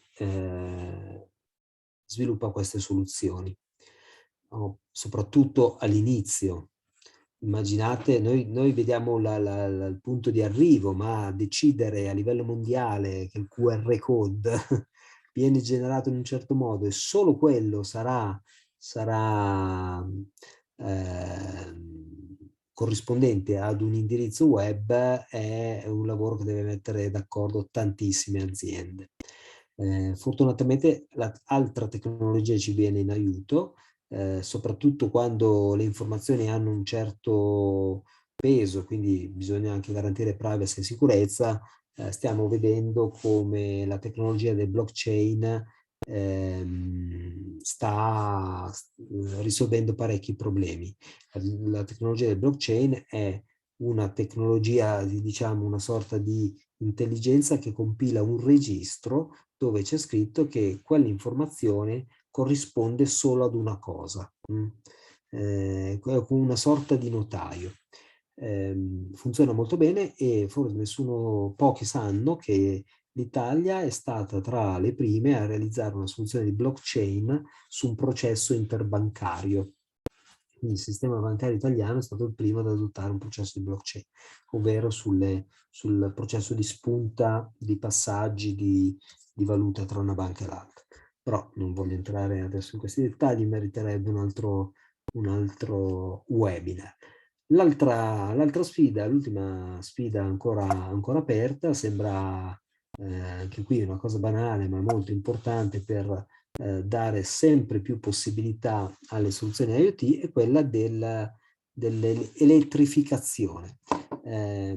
Torno a quegli esempi in zone rurali, no? Quello della foresta dove le piante sono connesse grazie a dei sensori alimentati a pannelli solari, e quello della capacità di leggere le orme degli animali.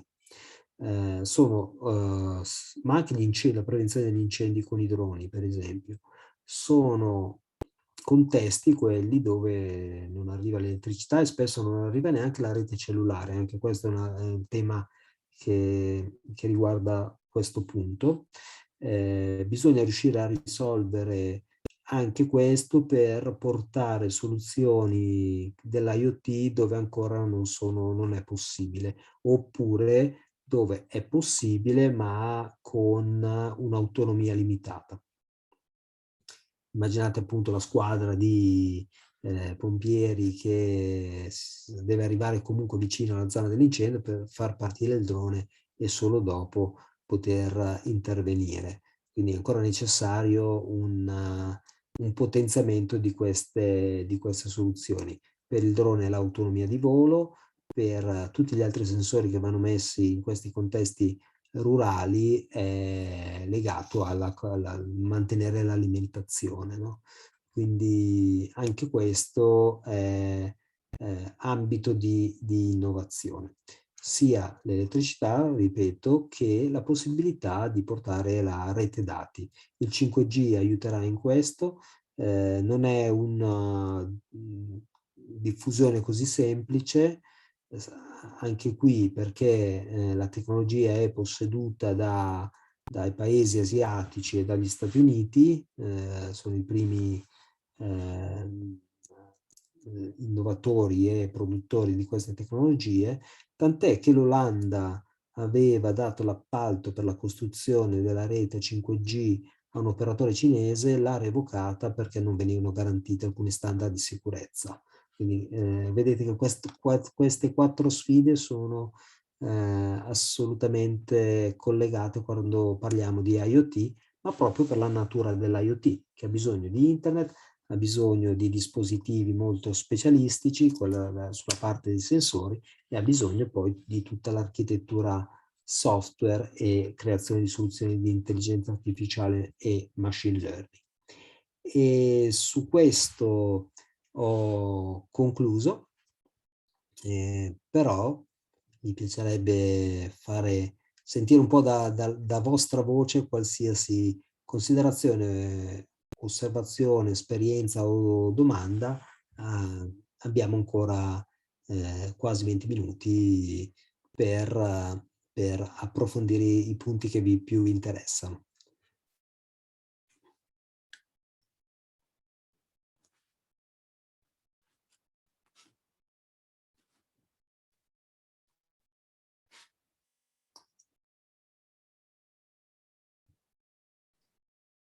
Intanto grazie Roberto e complimenti come sempre per i tuoi interventi così interessanti, affascinanti e anche molto molto utili. Sensibilizzano su tanti fronti, ci fanno rendere più consapevoli, quindi è sempre un piacere ascoltarti personalmente, ho la fortuna di ascoltarti molto spesso. Quindi sì, approfittate, insomma, invitiamo i partecipanti a anche aprire il microfono se hanno piacere per esprimere delle considerazioni. Dopo vi mettiamo il questionario, il link, così grazie se ci date anche un feedback. Ecco, c'è qualcuno che si stava facendo avanti, mi sembrava. Sì, sarebbe interessante sapere se siete portatori sani di device di IoT. Beh, la faccio io una domanda, mentre magari qualcuno ancora ci sta pensando, perché davvero l'aspetto della sicurezza penso che sia, almeno per me, è un elemento assolutamente significativo, cioè io sono pro tecnologia e pro innovazione in tutti i fronti, perché sicuramente i miglioramenti della qualità della vita sono evidenti. La comodità, la praticità, il comfort, le soluzioni, eccetera, però veramente l'aspetto della sicurezza e della, tra virgolette, minaccia è qualcosa su cui dovremmo prepararci. E quindi come possiamo prepararci, no? Tu hai fatto l'esempio di conoscere il device come il motore, eccetera. Così, quindi quanto è Allora, conoscenza... sì, prego. veramente un momento importante è il momento dell'acquisto. No, ci sono alcune caratteristiche che si possono reperire sul prodotto, si possono reperire prima. Dopodiché devo andare anche a informarmi sul produttore, perché io ho a casa, adesso non sono nella mia casa abituale, ho una casa con il mio studio ha tre lampadine IoT, c'è un assistente vocale, varie prese che quindi accendono computer, un amplificatore per la rete cellulare, eccetera. Alcune vanno su una stessa app. E questa app però è legata a un produttore cinese. io mi sto ponendo il tema di veramente di sostituire qualche ciabatta proprio per evitare questo. Quindi anche chi produce e come gestisce i dati, la prima distinguo è: sono in Europa, non sono in Europa. Dopo dove sono? Perché gli Stati Uniti sono sicuramente più rilassati nella gestione dei dati da privacy, ma la Cina è ancora terra da Far West. Da questo punto di vista, adesso esagero un po', ma bisogna proprio stare attenti. Poi, finché sono dei dati che vedono che accendo delle lampadine, ho anche l'assistente vocale lì vicino, che è quello di Google, che so che registra, posso pensare di tenerlo spento, non tratto dei temi da guerra nucleare, no? Però queste cose le pensi. Dopodiché c'è anche un tema di sicurezza, se volete fare delle automazioni più spinte. Se per esempio avete l'irrigazione da giardino e qualche ragazzino simpatico vuole divertirsi per allagarvelo, considerate che sia legato ad una rete wifi, di mettere tutte le varie protezioni del caso, no? Quindi c'è il VPA, i protocolli del wifi si possono selezionare, si può mettere una password, possono essere cambiate le password con una certa frequenza. In ambito industriale, ripeto, quando si parla di autori di business che creano queste soluzioni, c'è oggi un grosso investimento sulla sicurezza, sta aumentando veramente tanto. Pensate che anche Coca-Cola, che mette i frigoriferi nei bar e nei ristoranti che voi vedete, ha deciso di renderli smart, quindi di connetterli alla rete, e stanno facendo un grosso lavoro da anni per cercare di anticipare problemi di privacy e di sicurezza. Ci sono le soluzioni, quindi se pensate questo in ambito business, i legali sapranno sicuramente consigliarvi. Anche qua chi vi può consigliare è sia chi ha competenze IT che ha competenze legali, ed è difficile oggi trovare queste due competenze in una persona. A volte è anche difficile trovarle in un'unica società, se chiedete una consulenza di questo tipo. Considerate che sono temi che cambiano giorno per giorno, veramente, e chi lavora, quando si sente parlare viviamo nella complessità, loro sì, chi si occupa di security e privacy vive nella complessità, perché da qualche parte nel mondo c'è qualcuno che si sta ingegnando per addirittura ho letto che era possibile sbloccare gli iPhone o accedere agli iPhone con degli impulsi di luce nel microfono, no? Perché poi è una cosa difficilissima, perché devi avere una certa distanza, il microfono deve essere raggiungibile in linea retta dalla luce, no? Per cui ci sono queste ricerche di superare le barriere che portano chi si occupa di security a lavorare veramente nella complessità. Quindi perché sta sempre rincorrendo.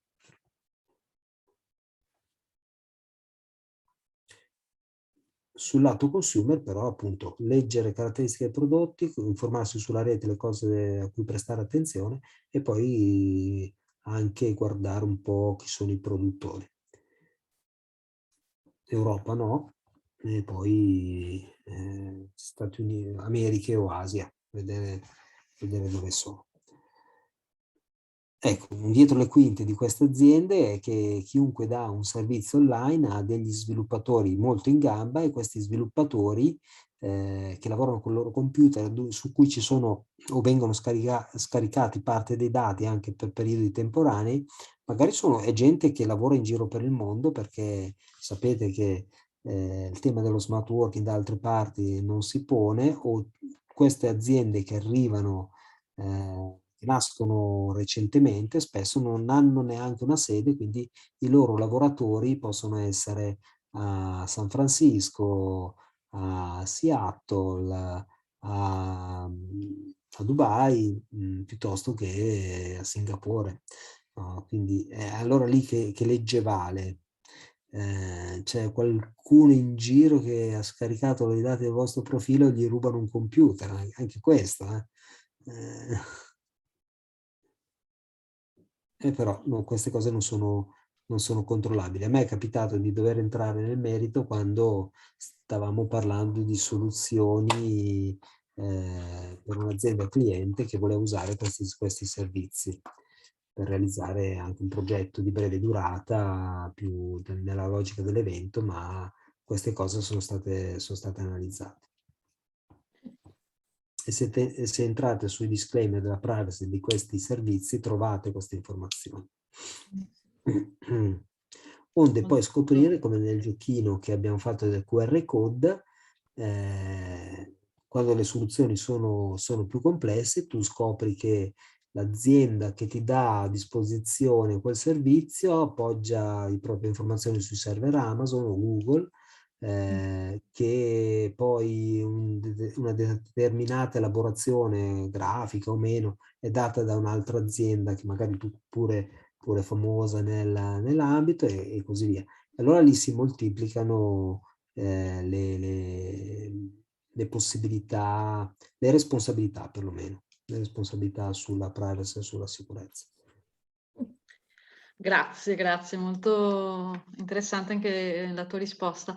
E se posso, un altro fronte, perché tu Roberto sei anche un esperto di competenze, di come cambia anche un po' la figura professionale con l'evoluzione, al passo con queste evoluzioni.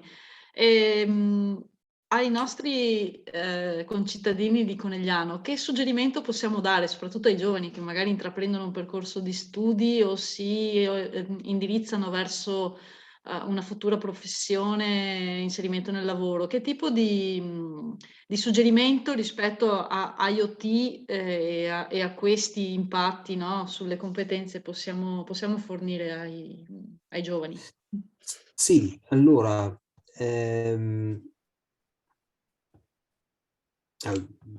domanda ampissima. Domanda ampissima. Allora, sicuramente occorre costruire il proprio portafoglio competenze secondo un nuovo modello, che è il modello T-shaped, ovvero a forma di T. No? Che so, io voglio fare una carriera nel finance e allora la verticale del mio T sarà quella competenza lì. E lì devo essere bravissimo, lì tra virgolette cambia poco, lì il lavoro è quello di diventare specialisti in quella materia.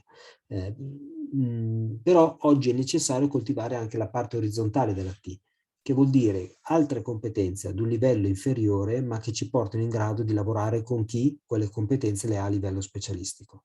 Sempre di più io vedo team, perché oggi il lavoro sta evolvendo non a livello di carriera individuale, ma è sempre più un lavoro in team, dove i membri sono veramente tutti da professioni molto diverse.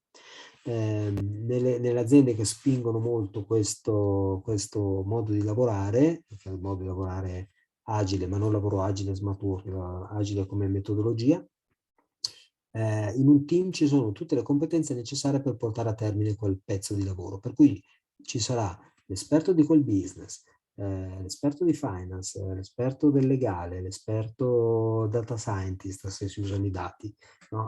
Però tutta gente che deve parlarsi. E quindi, come io quando vado dal meccanico e mi dice guarda è lo spinterogeno e ho una vaga idea, magari non ce l'ho più, una volta ce l'avevo meglio, di cos'è lo spinterogeno, sul lavoro è bene che quell'idea me la tenga bella fresca e la continuo a coltivare. No? Le cose cambiano molto velocemente, guardate i dati come si stanno diffondendo in ogni ambito, e quindi è bene tenere d'occhio tecnologie, oggi soprattutto le tecnologie, uso dei dati, ma anche come cambiano i costumi sociali, i comportamenti sociali. Stiamo vedendo dopo questa pandemia un rapporto vita-lavoro molto diverso. Guardavo oggi un servizio dove segnalavano che da Parigi nel primo trimestre ha perso 200.000 abitanti, no? Quindi stanno cambiando tante cose, anche questo è da tenere in considerazione, e quindi se inizi un lavoro cerca delle persone brave con cui lavorare, non i grandi brand, persone da cui imparare. Dopodiché, in base al tuo settore, identifica quei 3 o 4 aree di competenza da coltivare ad un livello meno specialistico, ma importante per avere una comprensione sistemica delle cose. Secondo me oggi la comprensione deve essere veramente sistemica. Se io voglio mettere un sensore su una pianta, devo avere la consapevolezza anche legale, per esempio. Non devo essere l'esperto, ma devo avere quel livello di consapevolezza tale da potermi fare una domanda e dire può nascere un problema di natura legale?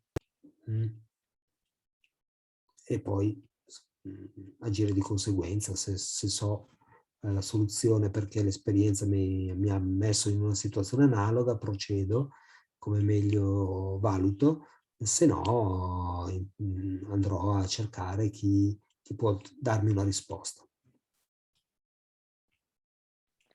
La domanda era ampia, ma come sei... È andato via il microfono, Caterina.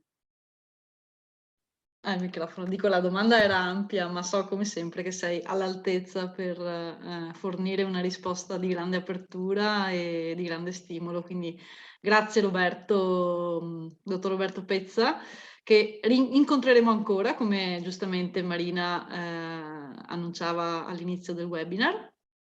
Lunedì sembra sull'intelligenza artificiale. Sì, lunedì prossimo con un altro target, quindi, e se fra di voi c'è qualcuno che ha piacere di approfondire con un taglio più orientato a pubblica amministrazione e imprese, quella sarà la sede. Quindi non so se, non mi pare che ci siano altri commenti nella chat. Marina, se avevi piacere di aggiungere qualcosa. Guarda, io sono rimasta affascinata da una cosa che già conoscevo perché avevo frequentato altri webinar sempre all'interno del nostro progetto con la regione, e cioè sulla Smart City.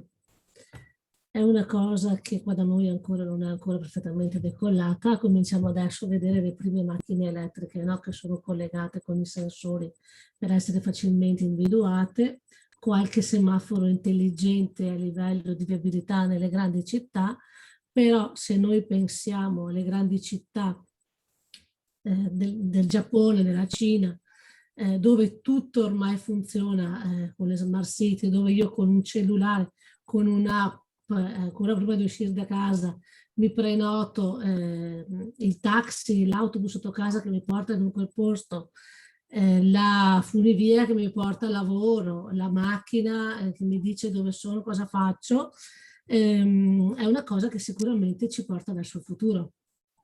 Ormai anche i prossimi programmi dell'Europa 2030 stanno andando in questa direzione, quindi stiamo andando verso il digitale e il tecnologico in tutti i sensi.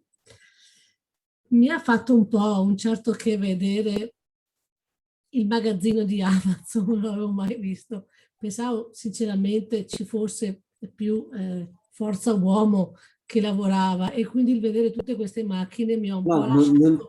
Non era Amazon, è un'azienda che quello con tutti i distribuisce vagoncini che... prodotti alimentari, sì, non è sì. Amazon. Insomma, mi ha fatto un po' un certo che, diciamo, no? Oltre che il supermercato di Amazon Go, ma proprio il magazzino, perché ormai, sì, ripeto, questo è il futuro, resta da capire se noi siamo realmente in grado di affrontare questo tipo di realtà e questo tipo di futuro. Secondo me, rispetto agli altri paesi europei, l'Italia non è ancora così tecnologica come dovrebbe essere. Siamo un po' più indietro, secondo me. Sia per quanto riguarda la tecnologia, come ho detto prima, le smart city, sia a livello del traffico che del digitale di cose, dei supermercati digitali dove tutto quanto avviene ormai col cellulare, tu scarichi l'app e fai, sia il Q-code per i servizi, e quant'altro. Basti vedere adesso, novità di qualche mese, i servizi di pagamento, il Pago PA, il MyPivot e il MyPortal, che tutte le famiglie che hanno un figlio che va a scuola hanno cominciato ad affrontare, perché questa è la realtà che ci porta a conoscere questo nuovo tipo di tecnologia per poter utilizzare i servizi comunali che ci vengono resi e che dobbiamo ogni giorno affrontare. Speriamo di essere in grado di, anche noi, di andare verso il futuro in questa direzione. Sicuramente questa serie di attività che anche il progetto Digitiamo sta portando avanti, con la collaborazione di T2I e anche dello studio Varel, ci porta in questa direzione, ci permette di conoscere e di approfondire le conoscenze in ambito del digitale, della smart security, della privacy, della sicurezza informatica, che sono comunque, come ha detto prima Caterina, sia sicurezza e privacy, due matrici molto importanti in questo percorso, perché senza di queste non possiamo andare da nessuna parte. Il rischio del furto dei dati online, soprattutto in questo ultimo periodo, e della mancata tutela della nostra sicurezza ci fa un attimo riflettere, ma ci fa capire che purtroppo, se tutto va in questa direzione, dobbiamo anche noi adeguarci di conseguenza. Dobbiamo cominciare, come diceva lei, dottor Pezza, anche noi ad avere, anche internamente nelle nostre case, un qualche sistema digitale che ci parla, che ci dice, che ci risponde, metti l'assistente di Google, in questo caso Alexa o quant'altro, per non fare pubblicità a nessuno, ma solo per citarne alcune, che ci accompagnano in questo percorso.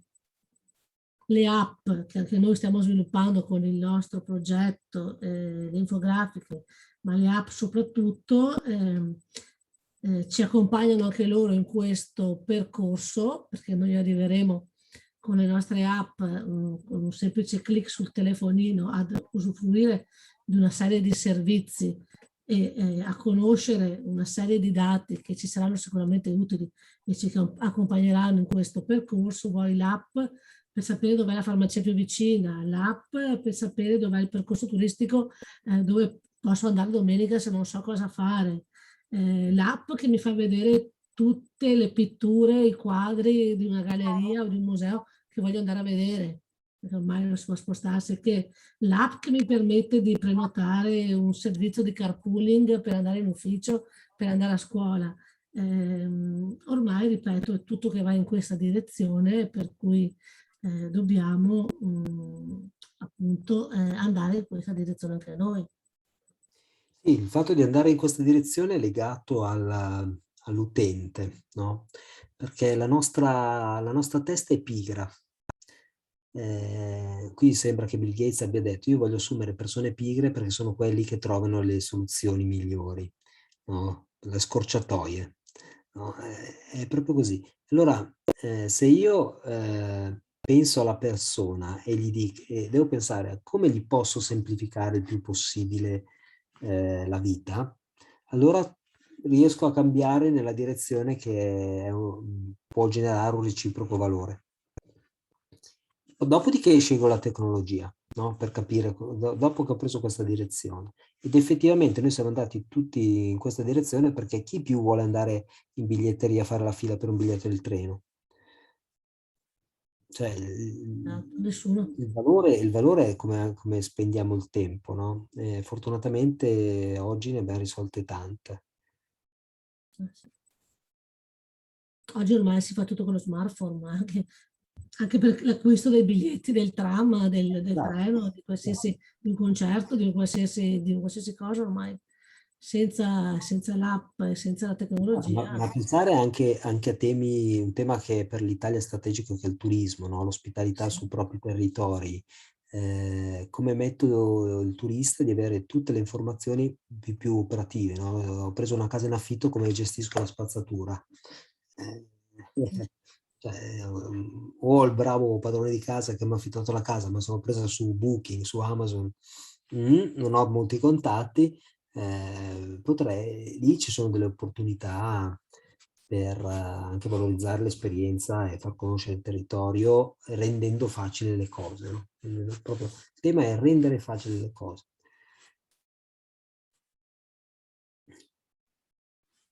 Bene, allora speriamo di poter approfondire questo nuovo tema anche in una prossima occasione.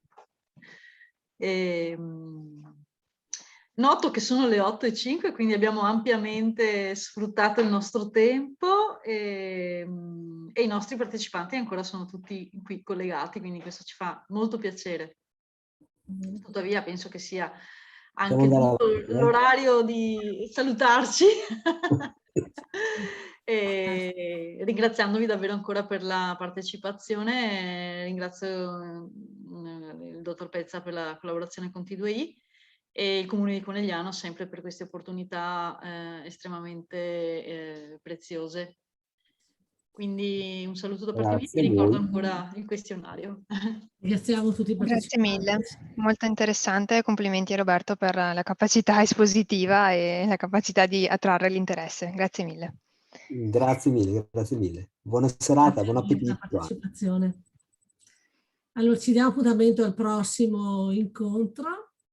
Serale per noi sarà il 18 di novembre con l'importanza del contenuto, prima parte, e il 25 di novembre con la seconda parte, l'importanza del contenuto, con la dottoressa Elisabeth Reiner Sorrentino che ci ha fatto compagnia la settimana scorsa, mentre per chi desiderasse ci sono ancora posti liberi lunedì 8 novembre dalle 9 alle 13, sempre online, sempre con T2I. Abbiamo un incontro riservato agli operatori della pubblica amministrazione, ma non solo, anche ai cittadini e agli imprenditori e a chiunque altro volesse partecipare, sul tema capire l'intelligenza artificiale.